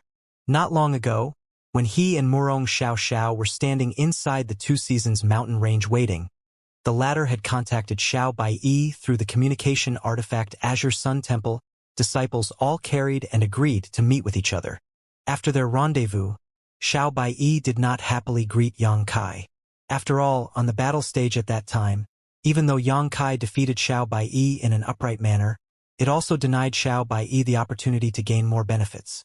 If not for that defeat, Xiao Baiyi would have occupied at least one spot in the final competition where he would have a chance to snatch up an extraordinary treasure. Yang Kai knew that Xiao Baiyi had some resentment in his heart, so he did not linger for long, only saying a few words to the pair before heading off to the realm of winter alone. Halfway there, Yang Kai took out the fiery red bead to study it, but whether it was his divine sense or source qi that he poured into this bead, it produced no response. Helpless, Yang Kai could only store it into his space ring temporarily. The 2 Seasons mountain range at this moment was incredibly calm, possibly because of the appearance of the flowing time temple not long ago, or because of the appearance of Xianxia. As Yang Kai walked along the way, he didn't encounter a single monster beast. 2 days later, he successfully crossed the 2 Seasons mountain range. There was a completely different world ahead. As far as the eye could see, there was nothing but silver and white, heavy snow flying through the air, only a ground that was completely covered in thick ice. A single step into this place was all it took for the ubiquitous cold to envelop one's body and for the ice energy to flow into one's pores, chilling blood and soul alike. Yang Kai braved the wind and snow as he began exploring this white world. In the 4 Seasons realm, the natural environment of each realm was completely different. In the realm of summer, the sun was scorching and the temperature soared, but in the realm of winter, it was the exact opposite.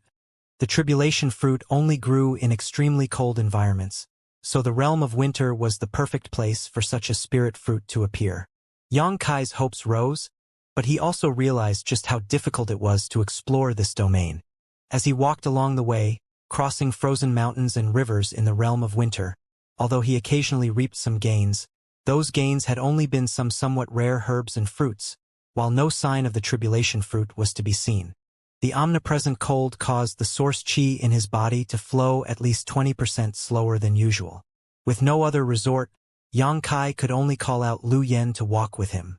Lu Yen was a fire attribute artifact spirit who had swallowed all kinds of strange and unusual flames, so she didn't fear some trivial cold and was easily able to ward off the cold as she walked beside Yang Kai.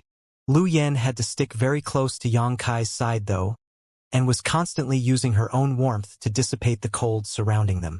Unlike in other domains, the realm of winter was seldom explored, And even if a cultivator was transported to this place when they first entered the Four Seasons realm, their first thought was almost always to quickly find a way to leave here. Unless one had a special purpose like Xianxia, none would explore the realm of winter for any extended length of time. As such, even after Xianxia wandered around for several days, he didn't see even a trace of another person. It was as if he was the only one alive in the entire realm of winter. 3 days later, somewhere in the realm of winter, Xianxia looked around with a blank expression. He was completely lost in this silvery world and couldn't even figure out which direction to walk. It was basically impossible for a master like him to encounter such a situation, but the environment of the realm of winter was really too harsh and unique, making it so that even Xianxia couldn't walk around here freely while maintaining his sense of bearing. When he looked back, he also saw that his footprints had been swiftly covered by the snow. What happened? Lu Yen asked with concern. Well, it seems I'm lost, Xianxia replied calmly. Lu Yen smiled. So, such a thing can happen? It's fine. At worst I can just pick a direction and fly straight to leave here. Xianxia couldn't help but sigh.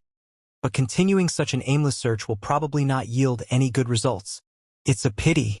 I can't help you, Lu Yen replied sadly. Xianxia grinned. Staying by my side is the greatest help. Lu Yen smiled lightly, but in the next moment, she let out a note of surprise. Xianxia noticed this and quickly looked towards her. Lu Yen stood there, her eyes staring in a certain direction, her expression constantly changing until after a long time, she said, Master, it seems I found something very interesting. Oh? What? Xianxia asked. Wait a moment. I'll be right back. Saying so, Lu Yen transformed into a flame and shot forward, soon after diving into a snowy peak ahead and disappearing. Amidst the wind and snow, Xianxia stood in place and waited for 3 hours before Lu Yen returned from the icy peak. Seeing her mysterious look, Xianxia couldn't help feeling curious and asked, What did you go there for? Lu Yen didn't answer directly and instead called out, Come out. Don't be afraid. The place she was looking at was empty, however. Xianxia was stunned, but he also knew that Lu Yen wouldn't tease him pointlessly, so he watched carefully in anticipation. Unfortunately, nothing happened, causing Lu Yen to helplessly sigh. Master, please wait a moment. It seems to be a little timid. Let me talk to it. After that, Lu Yen squatted down in the snow and pushed her divine sense, as if she was trying to communicate with someone or something. After a long time without any response, Lu Yen became a little annoyed and her expression sank as she snapped coldly, If you don't come out, I'll melt you. When these words fell, a small mound of snow puffed up, as if something was emerging from below. Xianxia couldn't help staring in surprise. A moment later, in a puff of flying snow, something suddenly shot out from the ground, turning into a stream of light, and began dancing about midair. Although this thing was fast, Xianxia could still see it clearly. It actually turned out to be a palm-sized snowflake. However, this snowflake was completely different from ordinary snowflakes. It seemed to have a certain spirituality and consciousness, and it also gave off a kind of faint flame-like glow that disturbed the surrounding air. What is this? Xianxia's eyes almost bulged as he asked in shock. Lu Yen replied, I can't really explain it clearly, but it should be something similar to myself. As she spoke, she beckoned lightly to the snowflake, causing it to fly over and float gently in front of her, seemingly not daring to get too close. Xianxia looked at this snowflake with interest and soon discovered that there were some traces of facial features at its center. These traces were blurry and undefined, but they were definitely present. An innate world spirit treasure? Xianxia muttered in a low voice. This snowflake was probably a kind of strange living creature that had evolved in the realm of winter over countless years. With its unique constitution, it was likely that no one else even knew it existed. Lu Yen nodded. But it is also a kind of ice flame. If it weren't for that, I wouldn't have been able to feel its existence. Hearing what she said, Xianxia immediately understood. Lu Yen herself was an artifact spirit who had devoured and refined numerous types of strange flames.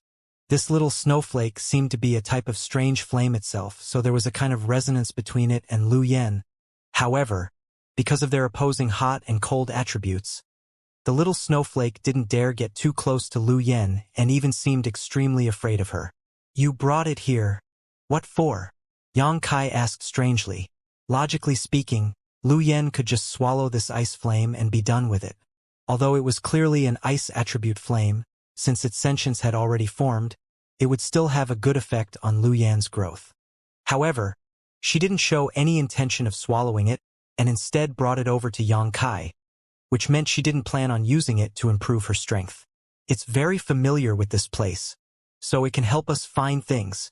Lu Yen smiled slightly. Oh, great idea. Yang Kai's eyes lit up. Lu Yen soon frowned, though, and said, but its sentience is quite limited and it takes a lot of effort to communicate with it, so I don't know if it will be much help. It's better than searching aimlessly like before. Yang Kai grinned.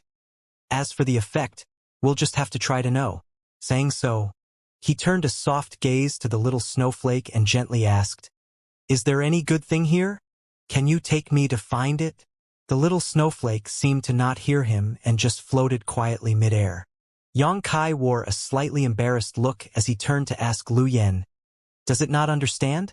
Lu Yen smiled lightly and said, it has never met any other living creature, so how could it understand human words? You can only rely on divine sense to communicate with it. Saying so, Lu Yen pushed her divine sense towards the little snowflake. The next moment, the other party seemed to understand something, and with a flicker, it took off in a certain direction. Yang Kai and Lu Yen exchanged a glance before they immediately followed. Soon after, under the guidance of the little snowflake, Yang Kai and Lu Yen came to a mountain valley. The little snowflake stopped at a certain spot and began circling around. There should be something good here, Lu Yen said. I'll take a look. Yang Kai already began moving, using his source chi to dig up the ice and snow. After a stick of incense time, a huge pit appeared in front of Yang Kai, and he jumped inside to search. A moment later, he jumped out with a joyful smile on his face with a kind of jade-like spirit grass in his hand. Excellent. Yang Kai smiled as he looked at the little snowflake approvingly. This is really much better than blindly searching. As if understanding Yang Kai's praise, the little snowflake flew around Yang Kai a few times quickly before landing on his shoulder, its fuzzy facial features showing a happy expression. Seeing this situation, Yang Kai immediately understood that the other party's thinking should be very simple. After all, being born in this realm of winter, it had very limited interactions with other creatures. In other words, it was a pure blank slate that had very limited experiences. If this wasn't the case, how could it possibly be so happy with just a small compliment? Work hard. Otherwise I'll melt you. Lu Yen added a threat at just the right time. Her pretty face as cold as ice as she sent out an obvious murderous intent, causing the little snowflake to shiver in fright and hide behind Yang Kai, clinging to him as it only partially exposed itself to stare at Lu Yen timidly. Yang Kai couldn't help glancing over at Lu Yen, who spat out her little tongue at him, their eyes meeting as they silently communicated with each other. After a while, Yang Kai rolled his eyes and said, let it help me find the most precious thing here. And if there are any good treasures along the way, inform us about them as well. Lu Yen nodded and used her divine sense to convey Yang Kai's meaning. The little snowflake received this order and rushed out immediately, leading the way. With this kind of innate world spirit treasure leading the way, Yang Kai really saved a lot of time and obtained many treasures. Now he didn't need to search this frozen land blindly, as in this snowy domain. No precious treasure could escape the detection of the little snowflake. As long as the little snowflake stopped somewhere, Yang Kai knew there was something good buried beneath the snow. Along the way, Yang Kai added many ice attribute spirit grasses and medicines to his space ring, most of them Dao source grade with a few even reaching the Emperor grade. The special environment of the realm of winter provided excellent growth conditions for such spirit grasses and medicines, and also kept them concealed all these years until the little snowflake helped Yang Kai find them. No matter what kind of herb it was that Yang Kai found, it had a medicinal age of at least 10,000 years. Yang Kai benefited greatly, and with more and more contact along the way, the little snowflake seemed to have gradually become familiar with Yang Kai and no longer acted as timid as it did in the beginning. It was like a newborn child, full of strong curiosity for creatures like Xianxia, flying around him from time to time, observing him from every possible angle.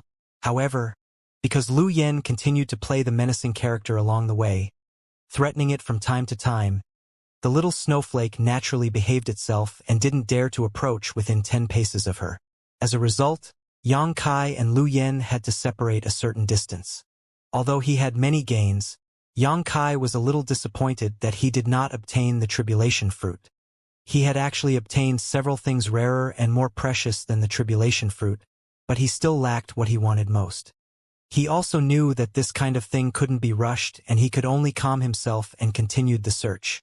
A few days later, Xianxia was greeted by a surprising scene. Not far in front of him, there was a shimmering lake. This lake was only a couple of kilometers or so in diameter and was surrounded by high mountains, making it an extremely beautiful sight to behold. What surprised him though was that this lake showed no signs of freezing.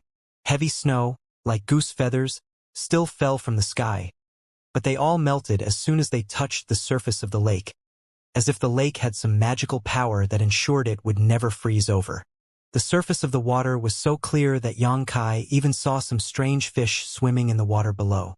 Judging from their big mouths and fangs alone, it seemed these fish weren't good to provoke. But once they arrived here, the little snowflake no longer advanced and instead kept flying around Xianxia, seemingly trying to convey something to him. After being together for so long, Xianxia has also become able to interpret the little snowflake's behavior.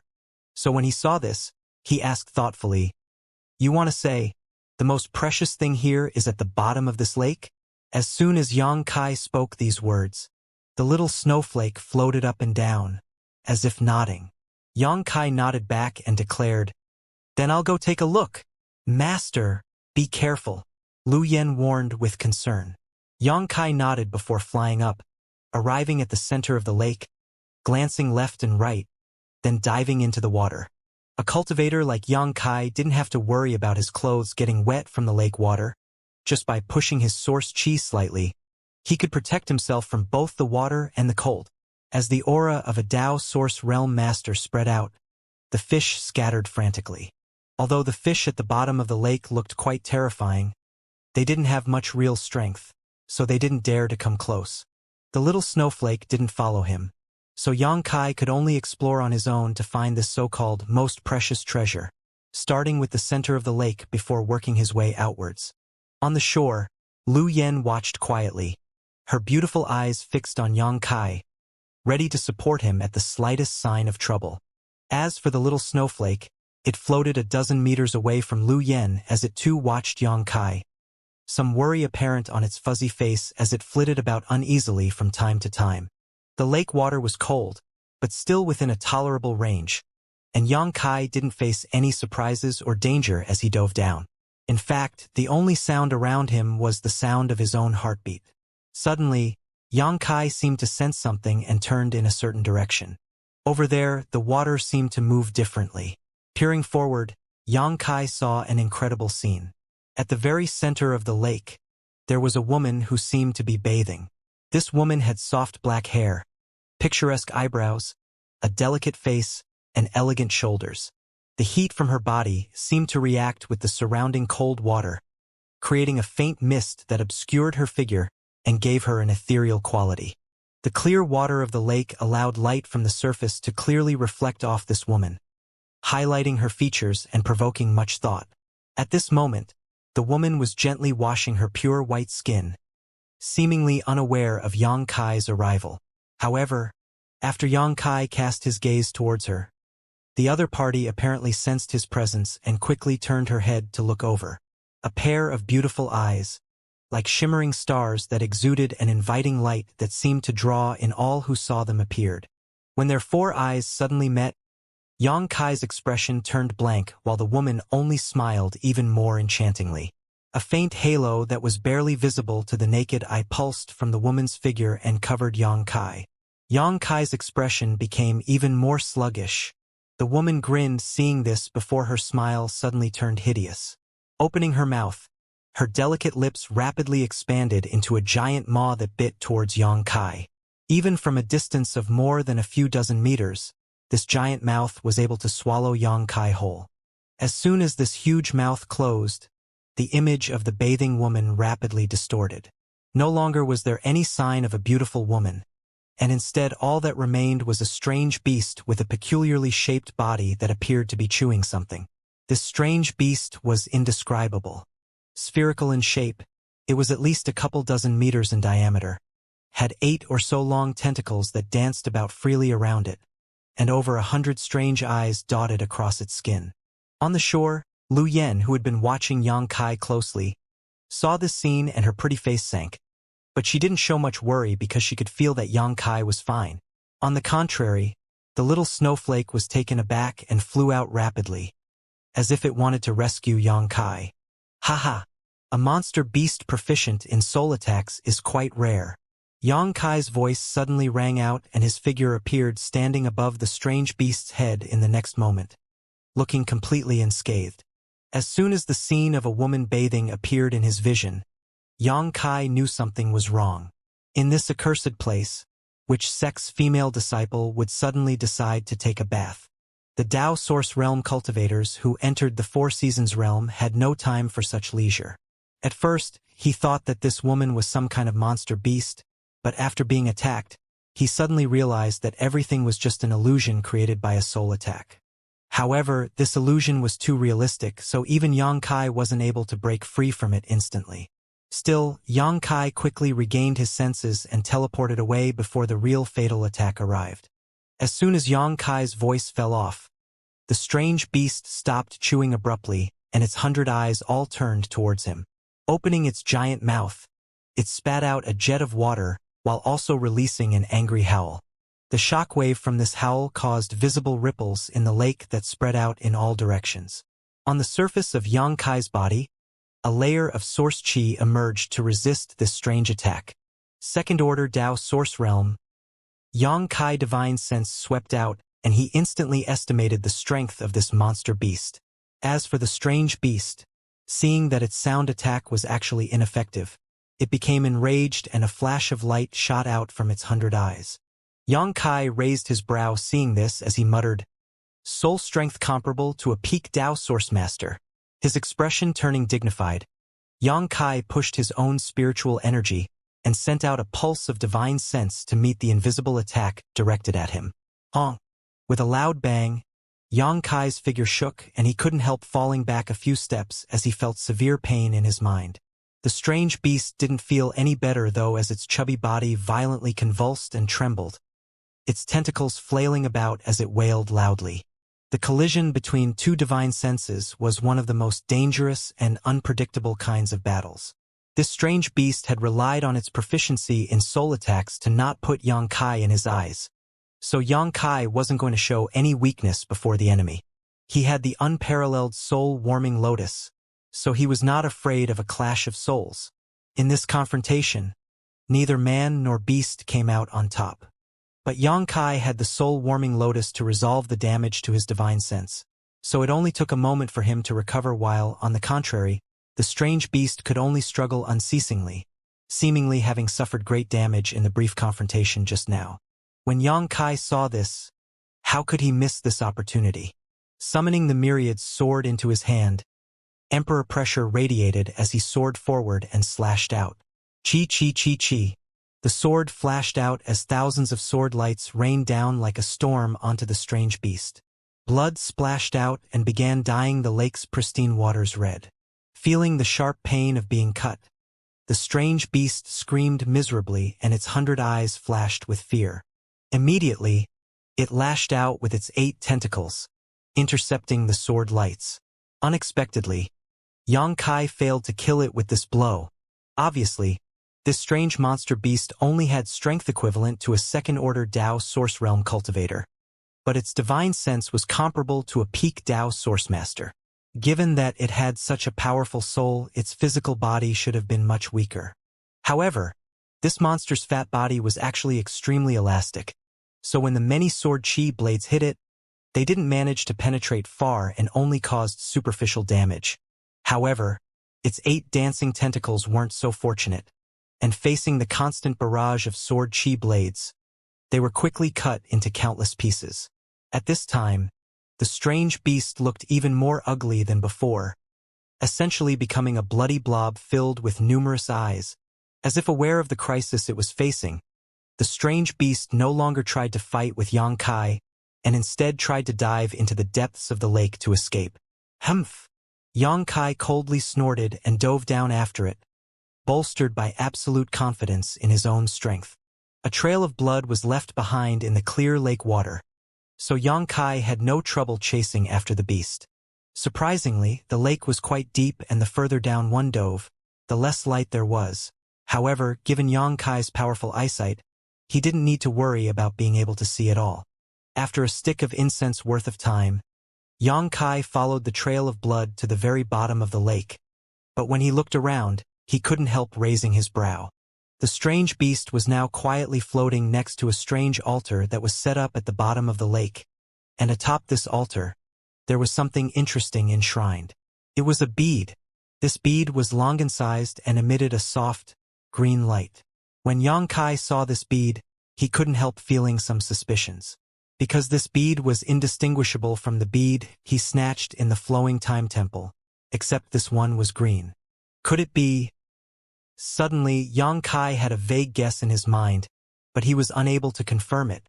At this moment, the strange beast was floating there quietly, bathing in the green light of the bead. Strangely, under the influence of this green light, the wounds Xianxia had inflicted on it were rapidly healing, and it wasn't long before the beast stopped leaking blood altogether.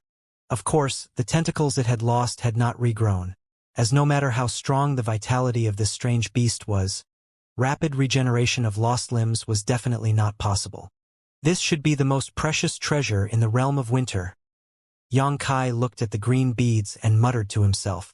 The little snowflake had brought him here, and in this lake, besides the strange beast, there was only this small bead placed on the altar, and obviously the strange beast was not the most precious treasure in the realm of winter. As such, the only possibility was that this green bead was the treasure Xianxia sought. Xianxia's arrival also seemed to have alarmed the strange beast that was trying to heal its wounds. It didn't need to turn its head, as some of its 100 eyes had already discovered Xianxia's appearance. It opened its giant mouth and sent out constant threatening roars, but unfortunately for it, having lost its tentacles, it was unable to actually launch any kind of effective physical attack. It could only focus the power of its soul again and send out a shockwave towards Xianxia from its 100 eyes. Courting death. Xianxia's complexion darkened as he summoned his demon eye of annihilation. From the golden pupil, a lotus bud appeared and shot out towards its target in a flash. The next moment, the strange beast froze in place, as if it had been suddenly paralyzed. In the strange beast's eyes, all it could see now was a blossoming lotus that was rapidly draining away its spiritual energy. Although its soul was powerful, it had already suffered an injury from its clash with Xianxia before, so now that it was struck by his blossoming lotus secret technique, its fate was sealed. A short while later, with a faint bang, all 100 of the strange beast's eyes popped, as if a great pressure inside of them had suddenly erupted. Xianxia wielded his myriad sword as his figure flickered, and he disappeared from where he stood. When he reappeared, he was already standing behind the beast.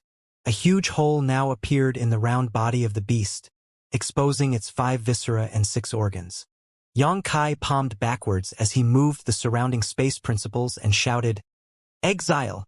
The pitch-black hole appeared and swallowed up the remnants of the strange beast like a giant mouth. When the black hole disappeared a moment later, only Xianxia remained. Opening his palm, there was a dark red monster core in his hand. This was a second-order Dao Source Realm Monster Beast monster core, and it belonged to a monster beast with an extremely powerful soul, so it was the best raw material to refine a spirit pill for enhancing soul cultivation. Xianxia stuffed it into his space ring before swimming over to the altar. Above the altar, there was no trace of any barrier or spirit array, only the green bead placed on top of it. Xianxia spent some time confirming there were no hidden traps before he reached out carefully and snatched the bead, everything going unexpectedly smoothly. After using both his divine sense and source chi to probe and stimulate the bead, Xianxia observed no reaction at all, exactly like the red bead he acquired earlier. He really didn't understand how the strange beast managed to draw energy from this green bead to heal itself.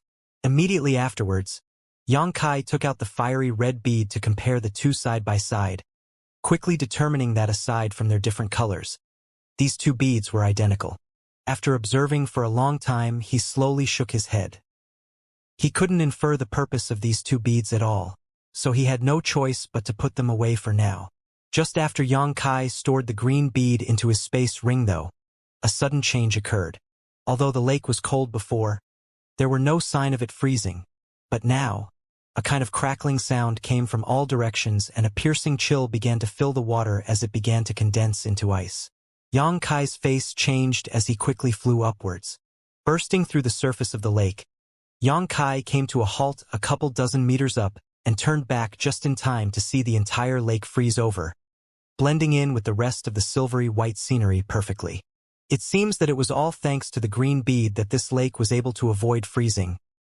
Xianxia muttered to himself, wondering just what kind of secret power the green bead held that could actually hold back such an intrusive and severe cold.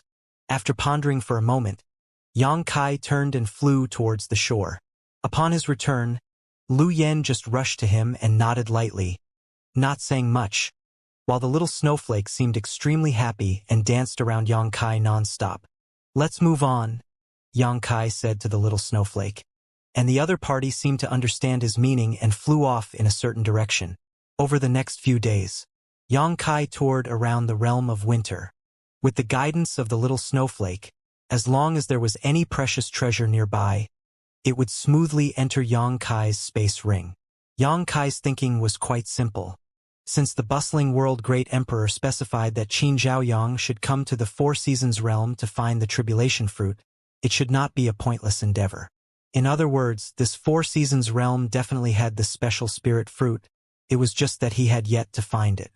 However, as long as Xianxia persevered, he would eventually find what he was looking for, especially now that he had the assistance of the little snowflake, which had a unique advantage in this environment. Thinking so, Xianxia made up his mind to not leave the realm of winter unless he found the tribulation fruit. Otherwise, once he left the Four Seasons realm, he would have no way to explain himself to Qin Zhaoyang. What disappointed Xianxia though was that despite gaining many rare and precious ice attribute herbs, there was no sign of the tribulation fruit anywhere. What's more, Xianxia had killed a large number of monster beasts during this time, but aside from some monster cores, he didn't obtain another star seal. As time passed, Xianxia couldn't help secretly becoming anxious. On this day, atop an ice glacier, Xianxia stood with an ugly expression on his face as he stared at a crystal-like fruit tree in front of him. This fruit tree was only about 2 meters tall, and its leaves seemed to be formed from pure ice that exuded a frigid chill. On this fruit tree there was nothing of value. However, at a certain spot on one of its branches, there was a clear trace of something being plucked. What a miscalculation! I was a step too late, Xianxia muttered in annoyance. This fruit tree was none other than the tribulation fruit tree. Under the leadership of Little Snowflake, a 10-day exhaustive search had led Xianxia to this tribulation fruit tree. However, the tribulation fruit which should have existed here had clearly been taken away. Judging from the traces left on the tree, the fruit should have been harvested only a few days ago. "Master, you did your best. There's no need to blame yourself." Lu Yen quickly comforted when she saw Xianxia's expression turn sour. "I just want to know, who actually took the spirit fruit?" Xianxia frowned. Although the tribulation fruit was precious and rare, it was not a widely known product, and even if it was taken away, there were very few uses for it. If Xianxia could figure out who took the spirit fruit, he could likely exchange it for a correspondingly valuable treasure. As long as the other party wasn't too unreasonable, they should be happy to make such a transaction, and it wasn't a big deal for Xianxia to offer up something in exchange. But the current situation was that Xianxia had no idea who this tribulation fruit had been obtained by. As such, it was impossible for him to implement this method. Is there another fruit tree like this in the realm of winter? Xianxia turned his head and asked the little snowflake expectantly.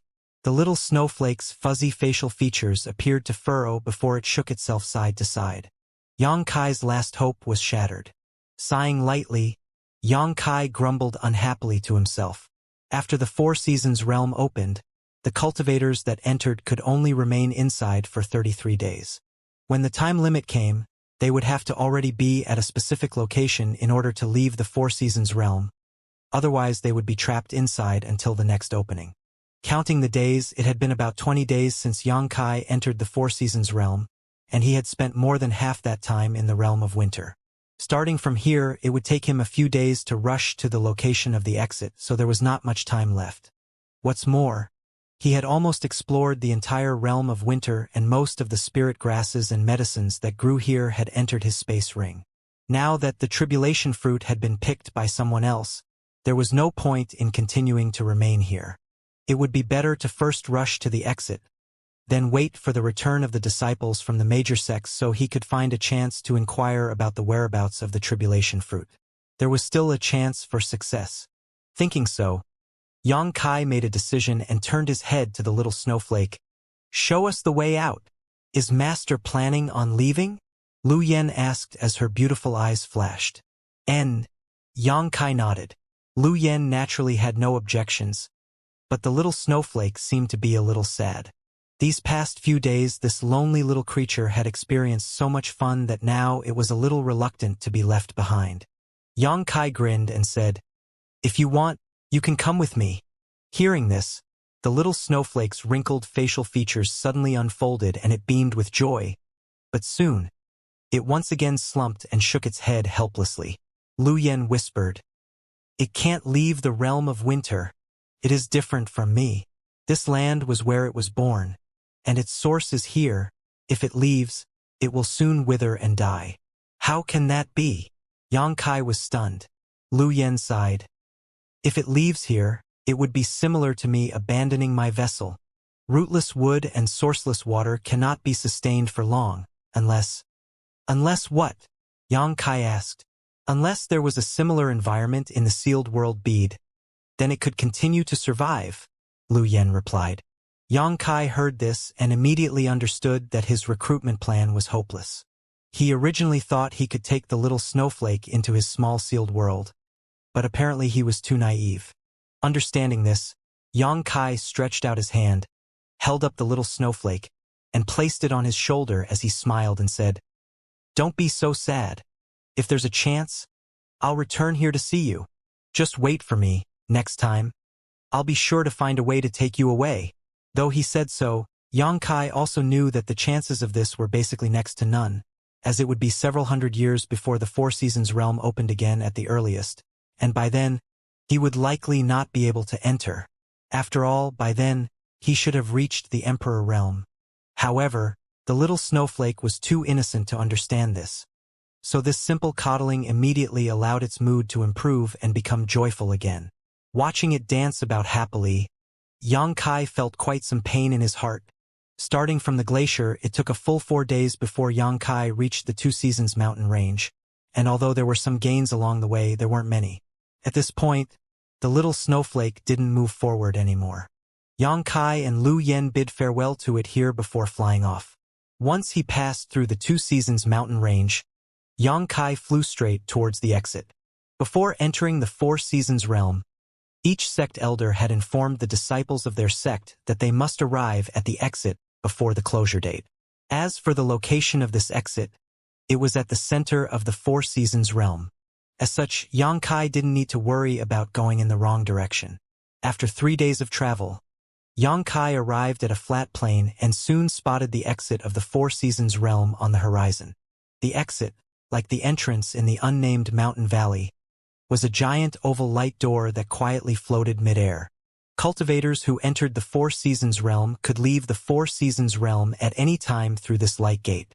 However, the time limit had not been reached yet, so obviously no cultivator would leave early. The situation here was just as Kai had expected, empty with no one else around.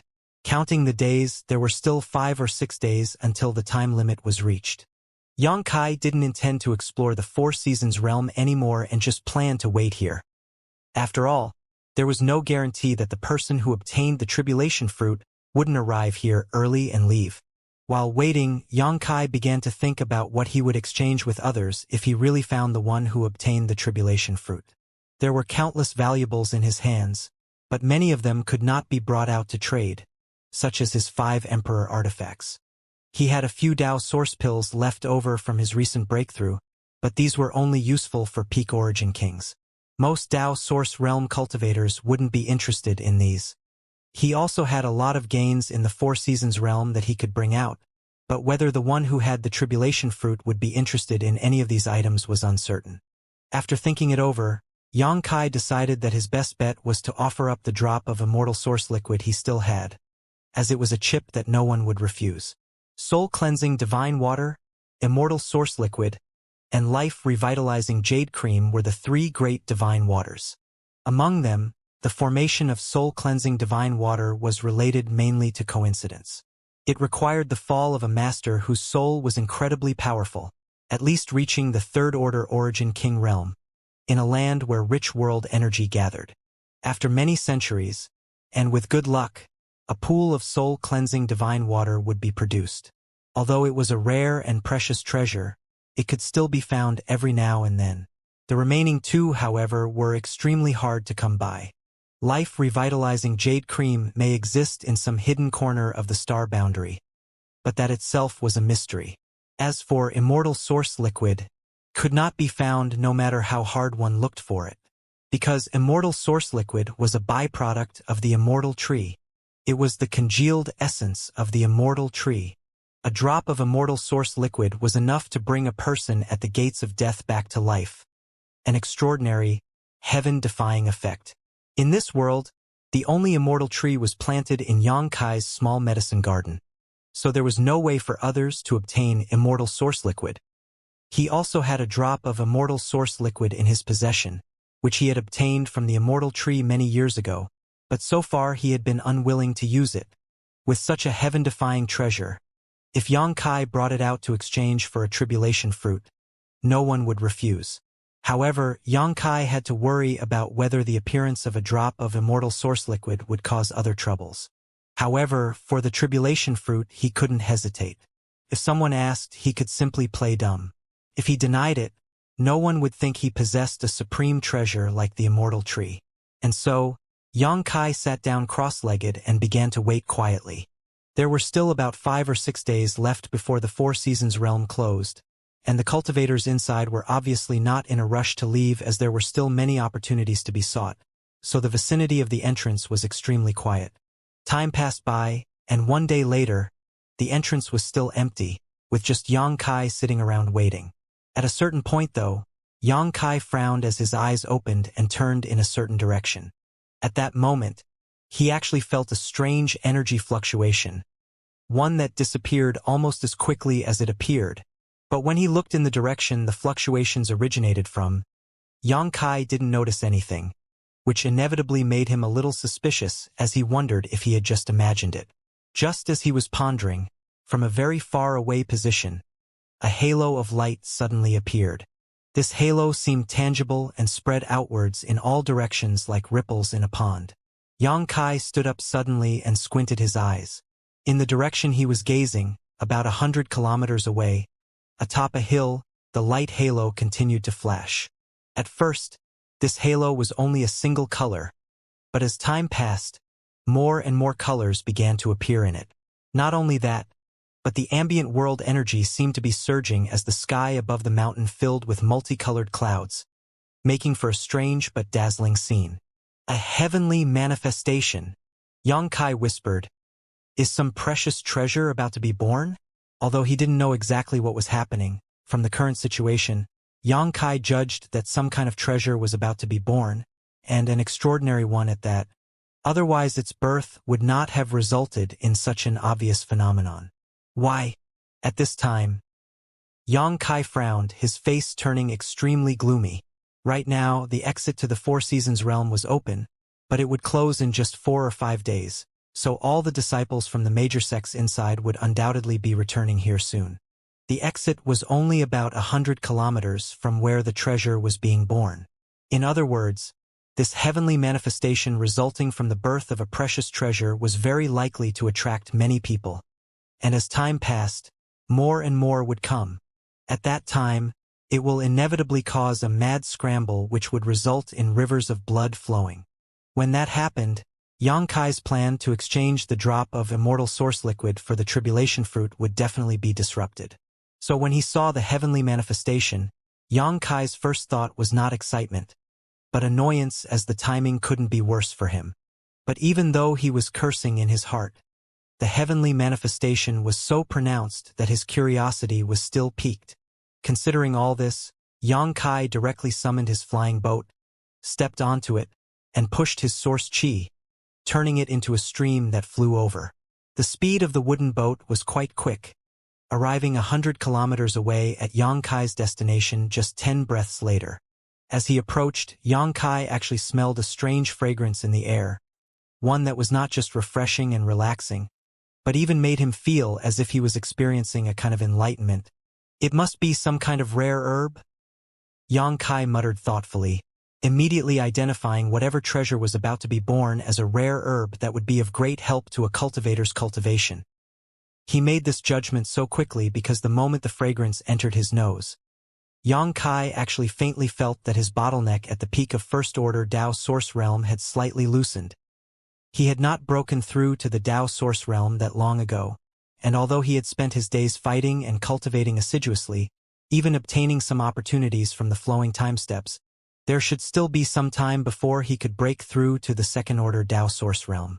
But now, the distance he felt from his next breakthrough had shrunk noticeably, showing how heaven-defying this miraculous medicine must be. Xianxia couldn't help feeling excited as right now.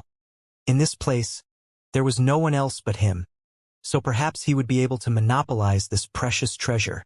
It was a lucky coincidence stumbling across this kind of good fortune. After all, Xianxia had rushed to the exit far ahead of time, intending to inquire about the whereabouts of the tribulation fruit, nothing more.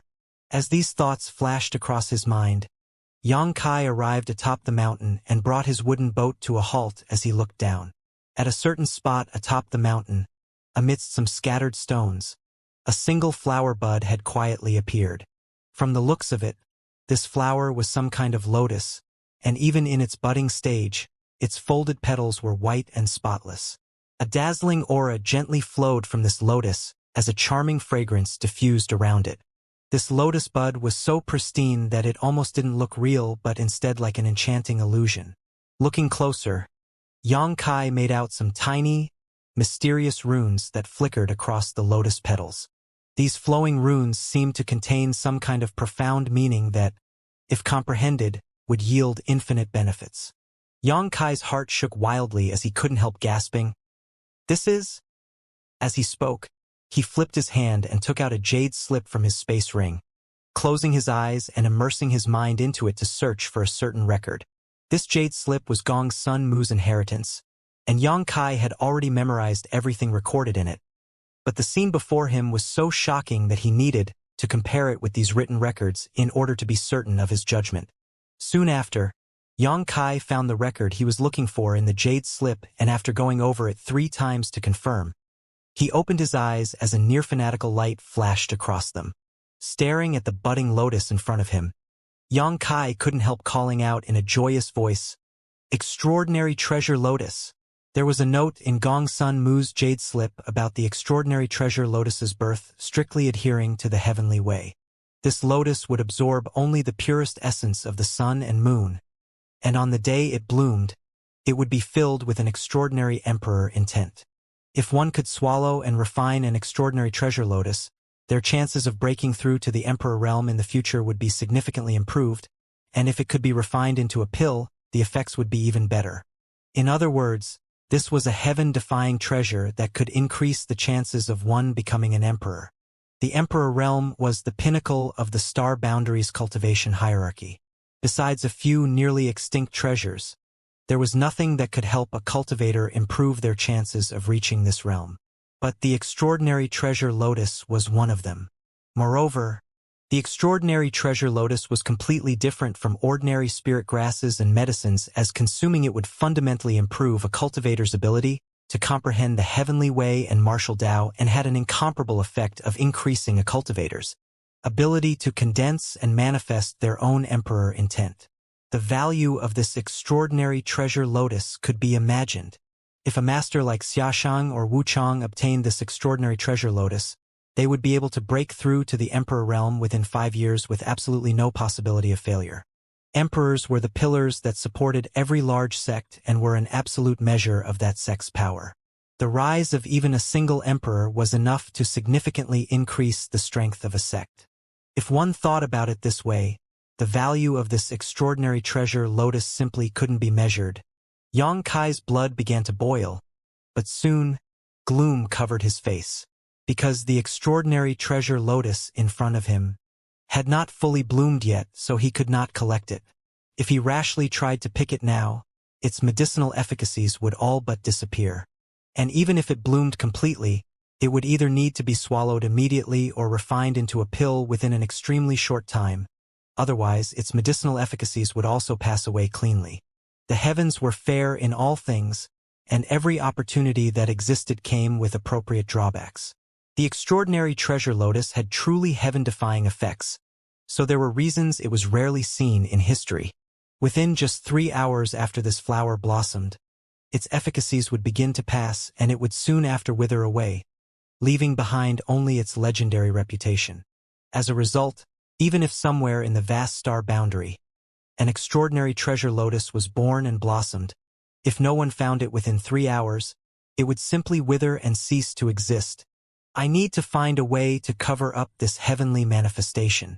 From the looks of it, probably won't bloom for a while, and if this continues, it will only attract more and more people. This will be very difficult.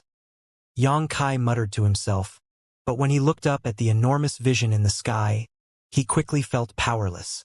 If he was proficient in arranging spirit arrays, he may have been able to do something about this, but Yang Kai's understanding of spirit arrays was only on the level of breaking them with brute force, so that was not an option here.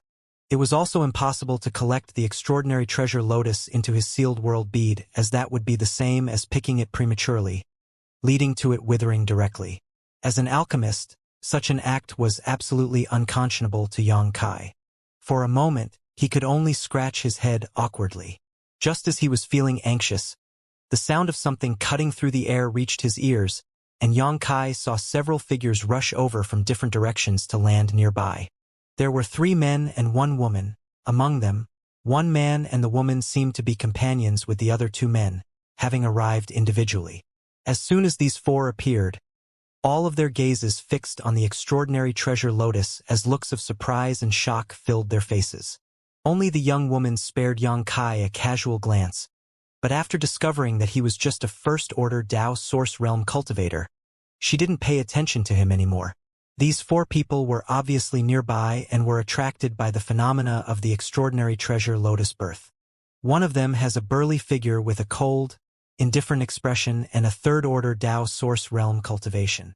The other lone man had short hair and thief-like eyes, like he was constantly scheming something.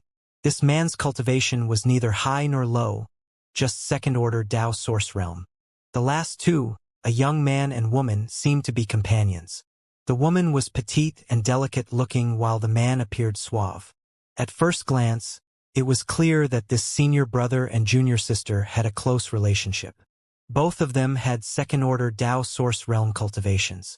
At this moment, all 4 of them showed looks of surprise as they stared towards the extraordinary treasure lotus, greed quickly welling up in their eyes. Seeing this situation, Yang Kai couldn't help but sigh. Although he had been mentally prepared for this to happen, as he knew the heavenly manifestation triggered by the maturation of the extraordinary treasure lotus would definitely attract many cultivators. He hadn't expected someone to appear so soon, and 4 of them at once. It seemed that there was a small number of cultivators active nearby, otherwise they wouldn't have arrived here so quickly. Senior brother what kind of herb is that? After observing for a moment, the young woman asked the man next to her, because she didn't recognize the strange spirit flower in front of her, only that it must be rare and precious. Senior brother heard her question but slowly shook his head and replied, "I don't know either." As he spoke, he unconsciously licked his dry lips with an expression that seemed like he was ready to pounce. But he remained where he was, likely out of fear of the burly man. This was only natural as the burly man had the highest cultivation here and was the biggest obstacle to snatching this spirit flower. Brother Chang Tai, do you recognize what this spirit flower is? At that moment, the shifty-eyed young man suddenly asked the burly man. Apparently, the two were familiar with one another. I don't know, the man called Chang Tai replied curtly, glancing over at the thief-like young man and asking, Does Brother Bao not recognize it?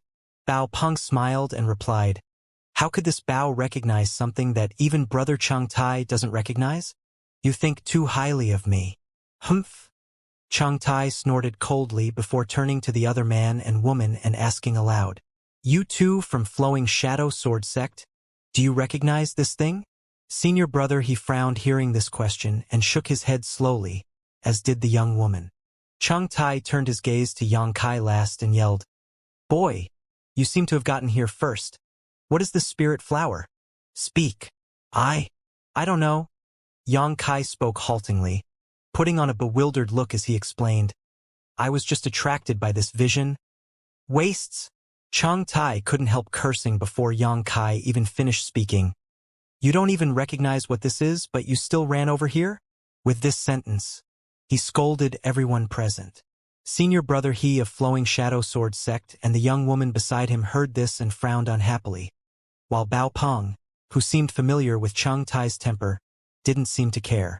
Next, Chang Tai shouted, No matter what this spirit flower is, this Chang wants it. If you want to live, scram quickly, otherwise, don't blame this Chang for being ruthless.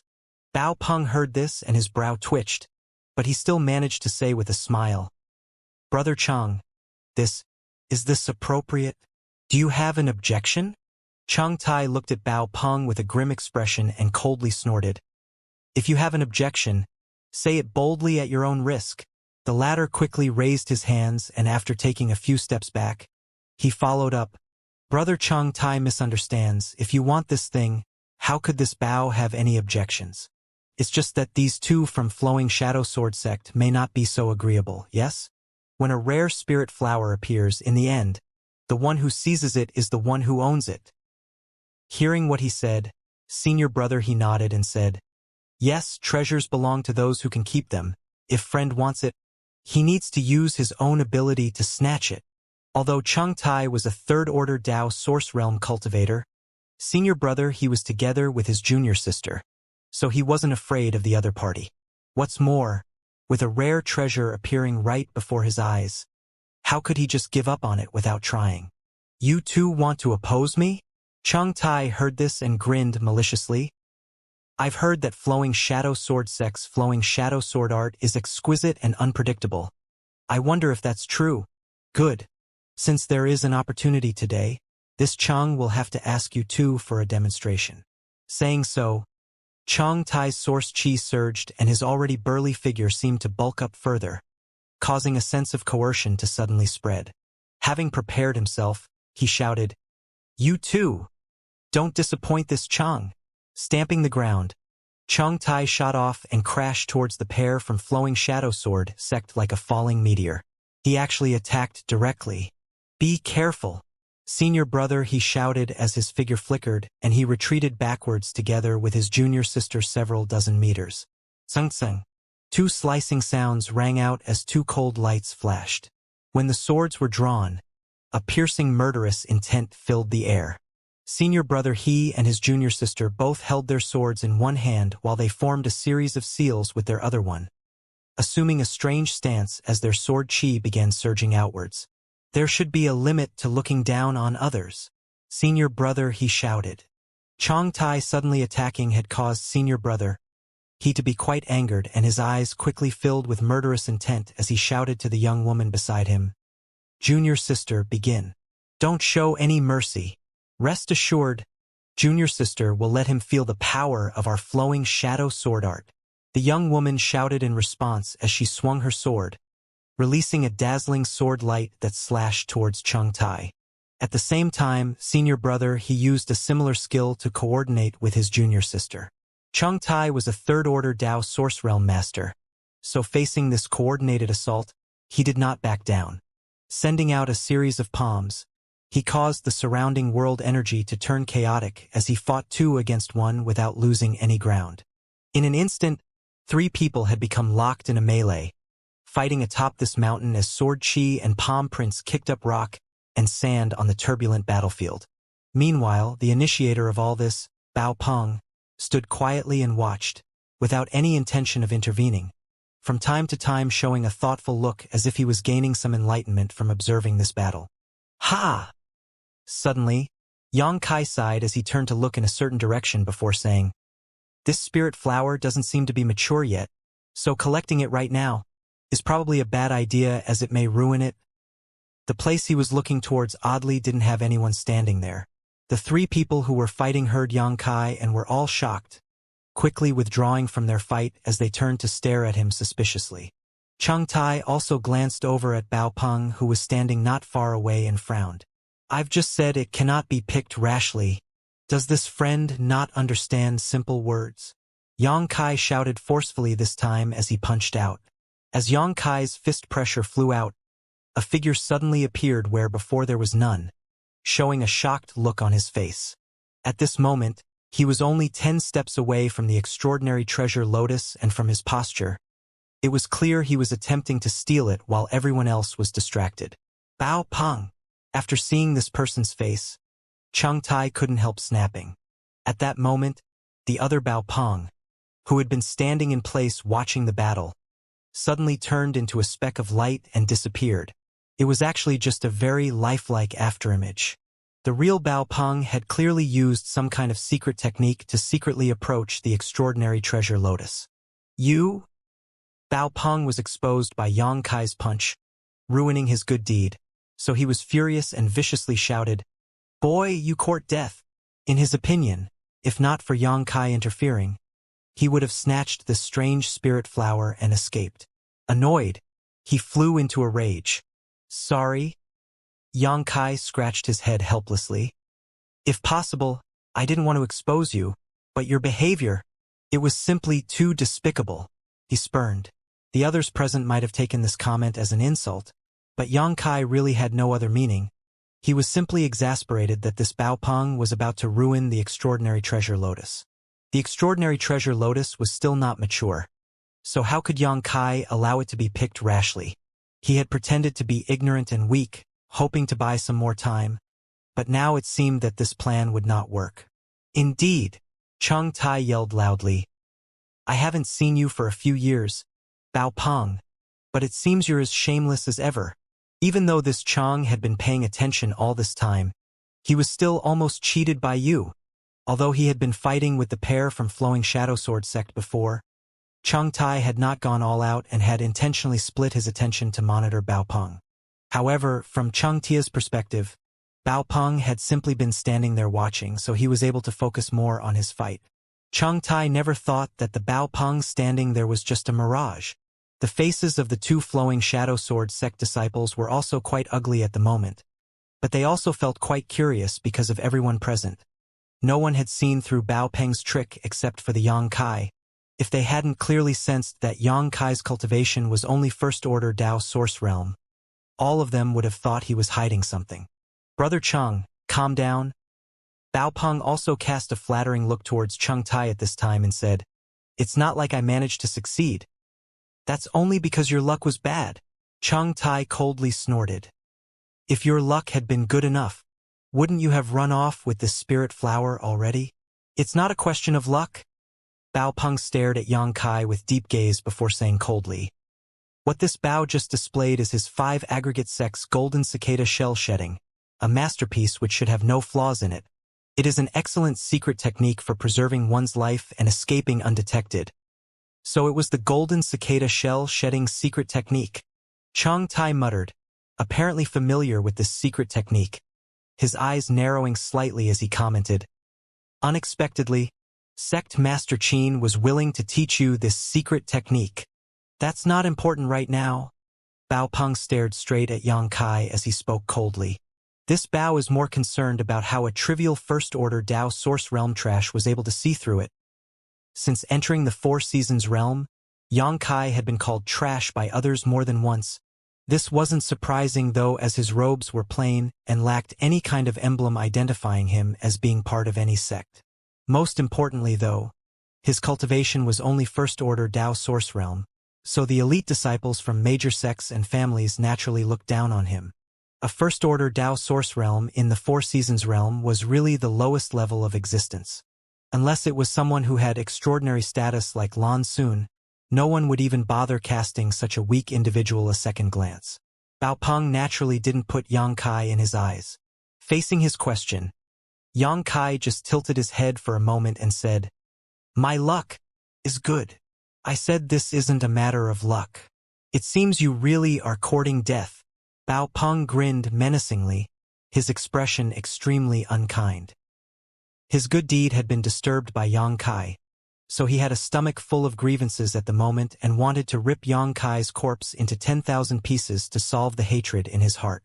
"Handle your affairs by yourself. This Cheng will be taking away that spirit flower first." At that moment, Cheng Tai suddenly shouted as he rushed towards the extraordinary treasure lotus. The two flowing shadow sword sect disciples were startled by this and immediately grit their teeth as they chased after Cheng Tai, trying to block him. Bao Peng obviously didn't want to waste his time with Yang Kai either, so he too dashed towards the extraordinary treasure lotus. Everyone simply wanted to snatch this spirit flower as soon as possible.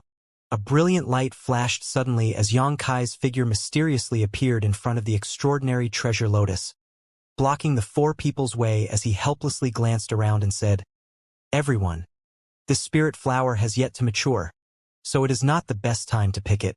If you touch it rashly now, you may end up destroying it in vain. Why don't we all just sit down and have a good chat and wait for this spirit flower to bloom first?" "Huh? What kind of nonsense are you spewing? Make way now." Cheng Tai remained unmoved and shouted in a deep voice, "Please cooperate." Yang Kai looked at him sincerely. "And if I refuse?" By now, Cheng Tai had rushed close to where Yang Kai stood and swung his fist wrapped in a violent aura towards him. From his motions and posture, it was obvious Cheng Tai was not holding back and planned to kill Yang Kai in one blow. Sneering disdainfully, he spat, "Since you don't know how to measure your own weight, don't blame me if you die. Seems there's really no other way." Yang Kai muttered in a low voice, his peaceful and calm aura suddenly transforming into one filled with savagery as a malicious grin appeared on his lips. With a terrible pressure suddenly bursting from his form, Yang Kai sternly declared, "Since you refuse to listen to reason, I'll just have to make you listen some other way." As he spoke, a light flashed from his palm and an Emperor artifact appeared. Emperor pressure filled the air as Yang Kai swept his sword around and shouted, "Myriad sword arts? One man is a mountain. Chi chi chi chi." Sword chi flooded out with Yang Kai at its center. This invincible sword chi quickly formed into a fan-shaped wave that was filled with terrifying pressure and deadly aura that seemed to keep everything before Yang Kai. "What?" Cheng Tai's face changed drastically as the disdainful look on his face abruptly changed to one filled with shock. His eyes bulged as he stared straight ahead. "Emperor pressure. This is Emperor pressure. It's an Emperor artifact." Bao Peng also called out in alarm as he quickly formed a seal and used his 5 aggregate sex golden cicada shell shedding again, leaving behind a lifelike afterimage as he rapidly withdrew, narrowly avoiding being hit. The two flowing shadow sword sect disciples also couldn't believe their eyes when the myriad sword Emperor artifact appeared, but the Tao source grade swords they held in their hands, trembling in fear and horror, told them that what they were witnessing was undoubtedly real. When Bao Peng's words rang out, the faces of these two quickly turned pale. However, the two of them belonged to the same sect and had lived and fought together for many years, so their innate bond was strong. In a flash, they formed a set of seals with their free hands while slashing out with their Tao source grade swords to dispel the terrible blow directed towards them. Xiao xiao xiao xiao. Sword chi clashed mid-air as the surrounding world energy churned. After a brilliant flash, the four who had charged towards the extraordinary treasure lotus, trying to seize it, were forced back into their original 3 positions, all of them pale as a look of lingering fear filled with faces. Bao Peng showed no signs of injury, but he could not hide the look of shock on his face. As for the two flowing shadow sword sect disciples, they appeared unhurt, but the hands they used to hold their swords were clearly trembling. Cheng Tai was not so lucky though, as he was the closest at the time and thus bore the biggest impact.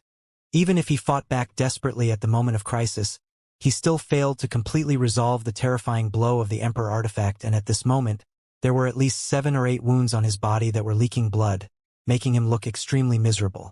"Now, can we talk?" Yang Kai shouldered the myriad sword as he swept his eyes around and grinned. Cheng Tai and the others now had profound looks on their faces as they stared at Yang Kai in fear. The one they thought was mere trash had suddenly taken out an Emperor artifact that anyone would covet and displayed a terrifying skill that severely wounded the supposedly strongest cultivator present. If this kind of thing had not been witnessed with their own eyes, they would not have believed it possible.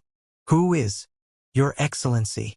Cheng Tai tried to endure the pain he was feeling as he turned a solemn look towards Yang Kai and asked. At this point, how could he not believe that Yang Kai had some kind of extraordinary background? If that wasn't the case, how could a trivial first-order Dao source cultivator possess an Emperor artifact? Just thinking so, Cheng Tai couldn't help feeling extremely wary. Before considering if he could defeat Yang Kai in battle now, even if he did win, he would have to worry about retaliation from the great force behind him. The Clouded Heavens sect he belonged to was only comparable to Flying Saint Palace. So how could Cheng Tai dare provoke a genius from some superpower? "Friend, this is all just a misunderstanding.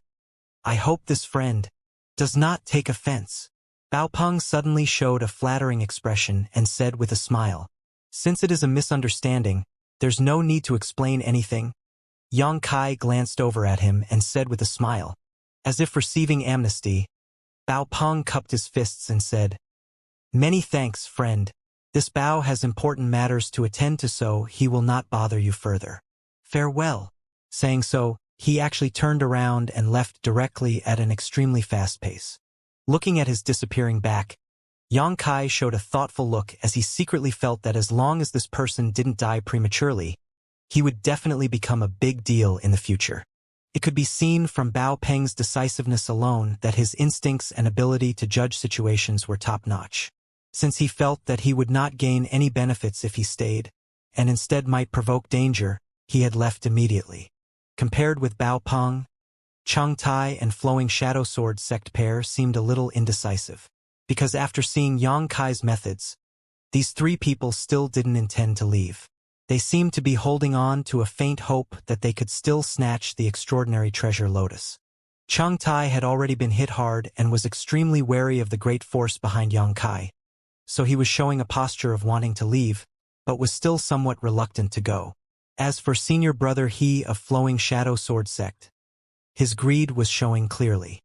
However, the target of his greed was not the blossoming spirit flower, but rather the myriad sword in Yang Kai's hand.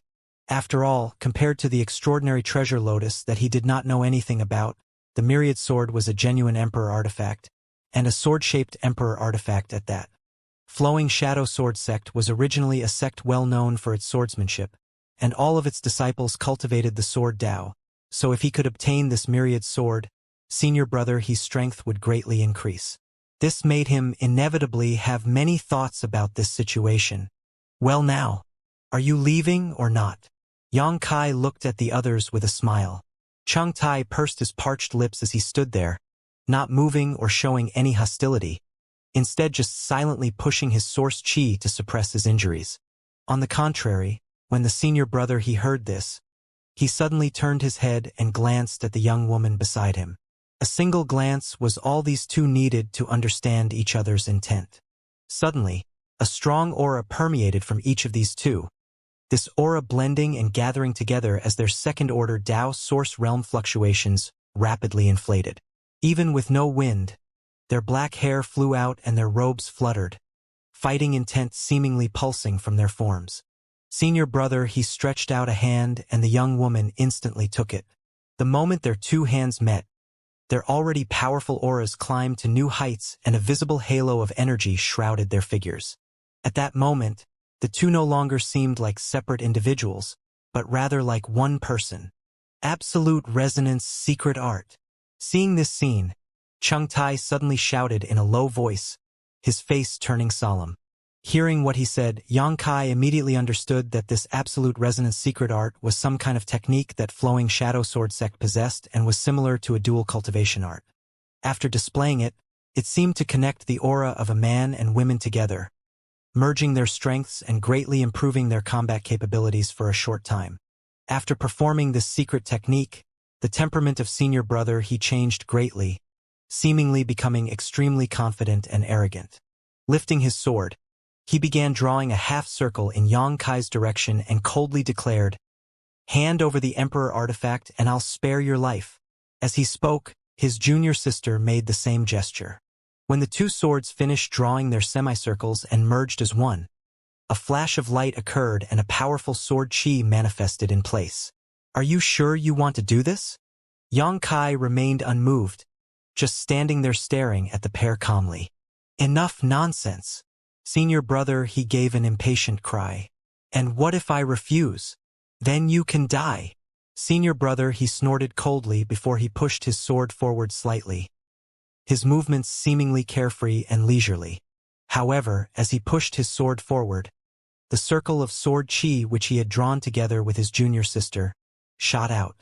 Halfway to its target, this sword chi circle was divided into 2, then into 4, then into 8. Soon, circular blades of sword chi filled the sky, giving off an imposing aura that made it seem like evading was impossible. The barrage of circular sword chi blades slashed towards Kai's position, slicing through the air with a sharp, whistling noise. Tai's face changed slightly. Only now did he realize that this pair from Flowing Shadow Sword Sect had not been using their full strength when they fought with him before. If they had performed such a secret technique before, it would have been quite difficult for him to withstand them. Seeing this blow, even though it was not directed at him, gave Tai a sense of fear and unease, as if the countless blades had all been pointed at him. Widening his eyes, he wanted to see how Kai would defend against this move. At any rate, this unknown kid had an Emperor artifact, so his origins should not be low and he should also know some extremely profound skills. Such a blow was indeed quite powerful, but it shouldn't be able to take this kid's life, or at least that was what Tai assumed. However, what he saw before him was far beyond his expectation. When the barrage of circular sword chi blades struck, Kai simply stood in place stupidly, as if he was unable to respond, not even taking any defensive actions until the last moment. But by then, it was too late. Chi chi chi chi. The muffled sound of something being cut rang out as Kai's whole figure was submerged in countless sword chi blades and cut into pieces. "Ha!" Tai exclaimed as he stared forward with an incredulous expression. Did he die? This strange kid who seemed so unreadable and deadly was actually killed easily with a single blow. This scene was simply beyond Tai's ability to accept, but soon he relaxed. He secretly felt that the reason why Kai's blow just now had been so powerful was simply because of the Emperor artifact, and that Kai's personal strength was only on par with an ordinary first-order Dao Source Realm cultivator. Thinking about it this way, everything made sense. Overconfidence. Senior brother, he also sneered as he flicked his sword lightly, an extremely excited light flashing across his eyes as they turned towards the myriad sword in Kai's hand. At that moment, though, Kai's corpse, which had been cut into countless pieces, suddenly distorted and faded into nothing. Senior brother, his expression went stiff as he called out, "An afterimage." It wasn't until this time that he understood why he was still feeling anxious despite having won the fight. This kind of ominous feeling was something that could not be explained, but also could not be ignored. The scene before him made everything clear. The body which had been shredded just now was obviously not a real one, but just a mirage. "Senior brother, look out!" The young woman suddenly called out as her beautiful face paled. At that exact moment, a brilliant light flashed across senior brother, his neck and passed clean through it. Senior brother, his complexion changed drastically as he tried to turn around and see what just happened. But no matter how he tried, he was unable to rotate his head. Not only that, he felt a slight pain coming from his neck the harder he tried to move it. A moment later, his vision turned upside down as his view seemed to fall. "I died." A strange thought flashed across Senior Brother He's mind as his vision gradually filled with darkness. The last scene reflected in his eyes was Xianxia holding the myriad sword and standing quietly not far behind him. On the broadsword, there was some fresh red blood running down the blade, dripping off it lightly. Pooh! The death of Senior Brother He seemed to set off a chain reaction as his junior sister, who was connected to him at the moment, turned pale and spat out blood, her vitality rapidly draining as her face aged countless years in an instant. She seemed incapable of controlling her body and quickly fell from the sky, fluttering mid-air, unable to stabilize her figure. A moment later, she hit the ground with a splat. Some kind of backlash? Xianxia frowned thoughtfully. Although this absolute resonance secret art was extremely powerful, it seemed to have severe drawbacks as well. Xianxia had just killed that Senior Brother He, but now it seemed that alone was enough to send this young woman to her death as well. Suddenly, two radiances flew out from the bodies of Senior Brother He and his junior sister and soared up into the air. Xianxia moved swiftly and seized these two flowing lights. The back of his hand went slightly hot as soon as he caught these two lights, and when Xianxia looked down, he saw two more star seals had appeared. These two star seals obviously belonged to the two disciples of the Flowing Shadow Sword sect, but after their deaths, the star seals became ownerless and were easily claimed. The grades of these two star seals weren't very high, just triangular and diamond-shaped, like the star seal Xianxia had obtained before. Now, Xianxia had collected 3 star seals from this Four Seasons realm. Star seals seemed to be quite difficult to obtain. Xianxia had stayed in this sealed world for more than 20 days, and apart from the one he obtained by coincidence, he hadn't obtained another, showing how rare they were. But right now he actually obtained 2 more. As Xianxia observed his newly acquired star seals, Cheng Tai, who was watching from the side, shivered uncontrollably. Everything had happened so fast that he had failed to even see how Xianxia moved. What he did know was that the pair from Flowing Shadow Sword sect had been cut down in one move, allowing Cheng Tai to realize he had seriously underestimated Xianxia's ability. Although this kid looked like just a first-order Dao source cultivator, his true combat power could not be judged on that alone. This kid was definitely an elite among elite who could easily defeat others above his own realm. Thinking so, how could Cheng Tai dare to remain? He was now secretly cursing himself for not leaving sooner, as now he couldn't even be sure he could leave. But doing nothing was not an option. So Cheng Tai grit his teeth and cupped his fists. This Cheng apologizes for his prior offense and hopes this friend will be forgiving. This Cheng will now take his leave. Stand right there. Xianxia glanced at him coldly and faintly as he shouted, "Friend, what advice do you have?" Cheng Tai's face twitched as fright filled his heart, only wishing to be as far away from here as possible, but not daring to act rashly. Just wait a moment. Xianxia didn't show any killing intent and instead flew down to the 2 fresh corpses of the Flowing Shadow Sword sect disciples. Taking down their space rings, Xianxia swept them with his divine sense as he seemed to search for something. Even with Xianxia's back turned to him, Cheng Tai stood obediently in place. He knew that in his current state, he was not Xianxia's opponent at all, and if he angered this strange young man, there would soon be a 3rd corpse on the ground. Nothing but junk. Xianxia muttered with some dissatisfaction after inspecting the 2 space rings. Of course, this wasn't the case. The Senior Brother and Junior Sister pair were both second-order Dao Source Realm cultivators, so naturally there were many good things in their space rings. Whether it was source crystals, pills, or artifacts, the value of their property wasn't bad. But they were lacking what Xianxia was looking for.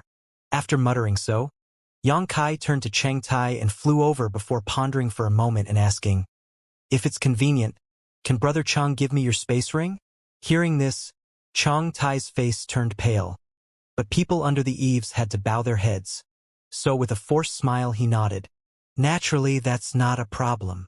Saying so, he took off his space ring with a pained expression on his face before tossing it over to Xianxia. Finished, he hurriedly asked, "If friend is satisfied, this Cheng will now leave and not disturb you." "What's the hurry?" Xianxia glanced at him. "You don't want your space ring?" "Huh." Cheng Tai wore a stunned expression. really not understanding why Yang Kai would say this. Did you think I was trying to rob you? Yang Kai curled his lips. Do you think I would engage in such a despicable act?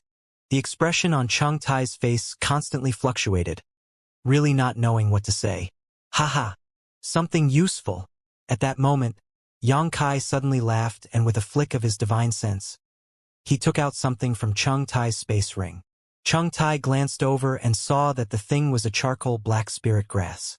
In all honesty, Chang Tai didn't know exactly what the spirit grass was or what its purpose was. He simply felt it was high-grade and valuable, so he collected it from the realm of autumn while he was exploring. He didn't expect Yang Kai would suddenly take this particular herb out at this moment. Chang Tai was completely at a loss. He was obviously clearer about the content of his space ring than anyone, and knew that in terms of value, there were many other things far more precious than the spirit grass, but this strange boy had actually chosen this and nothing else. While Chang Tai was stunned, Yang Kai tossed his space ring back to him as he played with the spirit grass in his hand, a happy expression filling his face. This friend, do you really not want anything else? Chang Tai asked cautiously. I just said I'm not robbing you. Yang Kai glanced at him sideways before shouting in a low tone, Scram! Yes, yes, yes. Chang Tai felt like was being pardoned, quickly grabbed his space ring, and fled, disappearing in the blink of an eye. After Chang Tai disappeared, Yang Kai landed leisurely next to the extraordinary treasure lotus as he looked at the dark spirit grass in his hand and muttered to himself, with this black dragon grass, I only need 3 more ingredients to refine this lotus into the extraordinary treasure pill. I have all the others, but these last 3 will be somewhat difficult to find. I hope someone else will have them. As he spoke, Yang Kai glanced around and now began hoping more people would be attracted by the emergence of this extraordinary treasure lotus, so he could borrow the necessary materials from them to refine the spirit pill he was hoping to. With the extraordinary treasure lotus as the main ingredient, a heaven-defying spirit pill called the extraordinary treasure pill could be refined. This spirit pill had an even more powerful effect than swallowing the extraordinary treasure lotus raw. 1 extraordinary treasure pill would be enough to raise a cultivator's chances of becoming an emperor by 10%. If possible, Yang Kai hoped to refine this extraordinary treasure lotus into pills when it matured. This way, not only could it be preserved for a long time, but it could also bring out the full efficacies of the extraordinary treasure lotus. However, accomplishing this would not be easy, especially since he was currently lacking some of the necessary materials for the refinement. Atop a certain mountain, with clouds swirling about in the surging winds, a grand vision filled the sky with a myriad of wondrous colors. The extraordinary treasure lotus was slowly blossoming into a flawless white flower, with traces of the heavenly way itself lightly dancing around it as a fragrance that refreshed and relaxed all who smelt it wafted outwards. Yang Kai sat cross-legged not far from the spirit flower, his mind free of any distracting thoughts and his eyes closed, like a silent guardian, blocking all access to any who approached. 300 kilometers away, a number of silhouettes quickly approached while looking up ahead in the direction of the mountain, the vast heavenly manifestation having caught their eyes some time ago, surprising them greatly and eliciting a great deal of curiosity.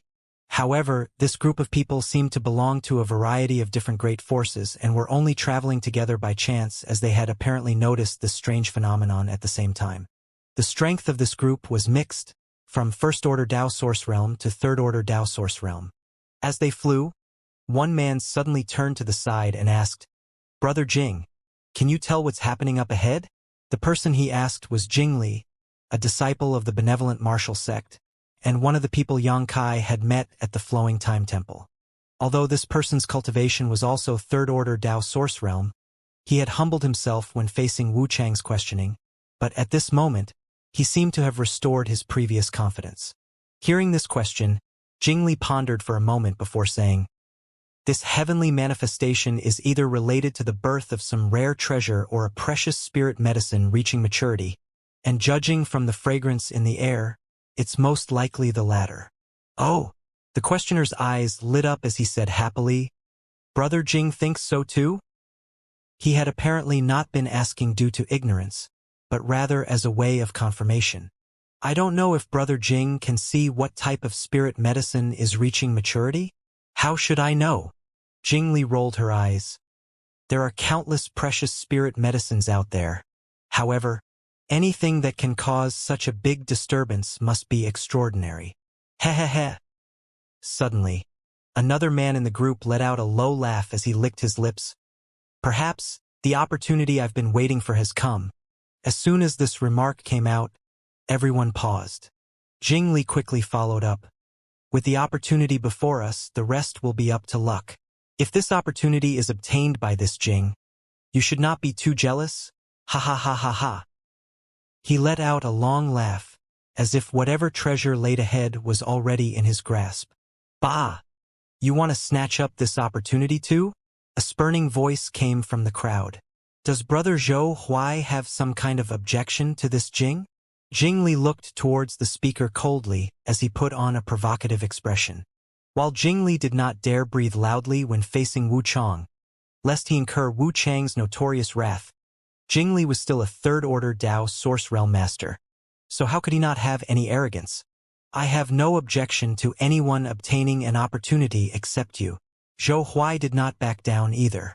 It seemed that there was some kind of grievance between these two, so they did not try to hide their bickering. Jing Li's expression sank, and when he was about to retort, when one of the group suddenly shouted, "Look! Someone arrived before us." As soon as this remark came out, everyone's heart sank as they looked forward and saw that atop the mountain there was a figure sitting cross-legged quietly next to a half-blossomed white flower that was exuding a dazzling light and a peculiar yet entrancing aura. Xiao. Immediately, Jing Li's group accelerated, and in the blink of an eye, they arrived near the extraordinary treasure lotus, greed filling their faces as they stared at it. Jing Li glanced at Yang Kai, secretly feeling that this person was somewhat familiar, like he had met him somewhere before, but upon noticing the other party's cultivation, he couldn't help grinning mockingly. And I was wondering who it was. Turns out it's just a first-order Dao Source Realm trash. After understanding this, he stopped paying attention to Yang Kai. The same was true for the others. Realizing that someone had reached this strange spirit flower first, all of them had been a little flustered, but when they saw that Yang Kai's cultivation was so weak, they immediately relaxed. After this group landed, their gazes crossed Yang Kai and fixed on the extraordinary treasure lotus in anticipation. Although they didn't know what kind of spirit flower this was, since it had given rise to a heavenly manifestation upon its maturation, it was easy to imagine how precious it was. Brother Pang Hai, if this Jing recalls correctly, you've studied alchemy quite extensively, yes? Jing Li suddenly turned to look at a fat man in the crowd. The fat man heard this and smiled lightly. This Pang has dabbled in the alchemic Dao, but his technique is lacking, only reaching the Origin King grade, nothing worth mentioning. Although he spoke humble words, there was an extremely arrogant expression on his face, which seemed to say that this was anything but a trivial matter. In truth, he had reason to be proud. Alchemists were rare, and high-grade alchemists were even rarer. Alchemists also enjoyed a lofty status in the cultivation world, so a man like this Pang Hai, who was both a Dao Source Realm cultivator and an Origin King grade alchemist, could be considered a rare talent. Ordinary alchemists focused all their efforts into alchemy while their cultivation came second. These alchemists would often not have enough time to cultivate while they improved their alchemy skills, leading to most alchemists having lower cultivation. As such, most Origin King grade alchemists were either Origin returning realm cultivators or Origins. But Pang Hai was already a second-order Dao Source Realm Master. He had good attainments in both the martial Dao and alchemic Dao, standing amidst an elite few in both fields, so it was only natural for him to be proud of himself. Origin King grade. Jing Li was also a man who knew how to judge the value of a person, so hearing this, he exclaimed with sincere admiration, "Brother Pang Hai is truly amazing. This Jing is thoroughly impressed." Although the others did not speak, they all showed respectful expressions. Pang Hai was obviously used to such scenes, so with a smile on his chubby face, he hypocritically waved his hand and said, "Brother Jing is too polite. In fact, if it weren't for my pursuit of the alchemic Dao delaying my cultivation, this Pang would have long ago broken through to the third-order Dao Source Realm." The implication he was making was that his aptitude in the martial Tao was not worse than the others, but rather that he was distracted by alchemy, as if without pursuing such a side profession, he would have the capital to compete with Xiaxia, Wu Chong, and the other young geniuses of the Southern Territory. Brother Pang Hai, since you are an Origin King grade alchemist, do you recognize the spirit flower? Jing Li asked. The others also looked at Pang Hai and waited anxiously for his answers.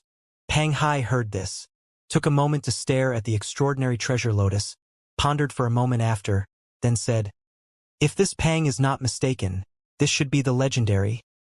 He paused momentarily here to raise the tension. Yang Kai also opened his eyes curiously, wondering what his fellow alchemist would say. Pang Hai boldly declared next, "Legendary profound frost sacred lotus." Pooh! In that instant, Yang Kai couldn't stop himself from laughing, though he quickly suppressed his outburst. Pang Hai immediately gave him a vicious look. On the contrary, Jing Li and the others went wide-eyed and began asking in hushed voices, "Is this really the profound frost sacred lotus? The very profound frost sacred lotus that is rumored to help one sublimate one's knowledge see and greatly enhance the power of their divine sense." Jing Li had obviously heard of the profound frost sacred lotus, so his eyes couldn't help shining brightly when he heard this. Unknown budding flower might just be it. The reactions of the others were similar, and greed could practically be seen oozing from their expressions. Indeed, Pang Hai nodded heavily. "This is definitely the profound frost sacred lotus. I trust Brother Pang Hai." Jing Li gulped. "I too believe Brother Pang Hai, but from the way this boy reacted just now, it seems he has a slightly different opinion."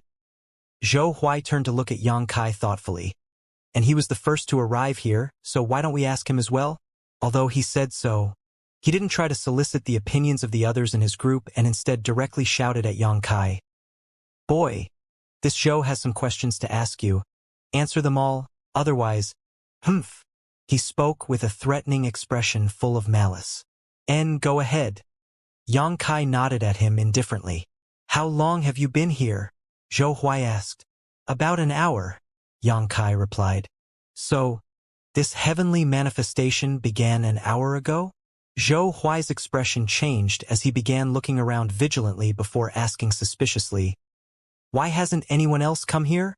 Although he felt it strange, he didn't delve too deeply into it, figuring that no one else was around to notice this heavenly manifestation, or that others were on their way and simply hadn't made it here yet. Assuming so, he then asked, "When Brother Pang Hai said this was the profound frost sacred lotus, you seemed to disagree. Do you know what spirit flower this is?" "I don't." Yang Kai shook his head into a rattle.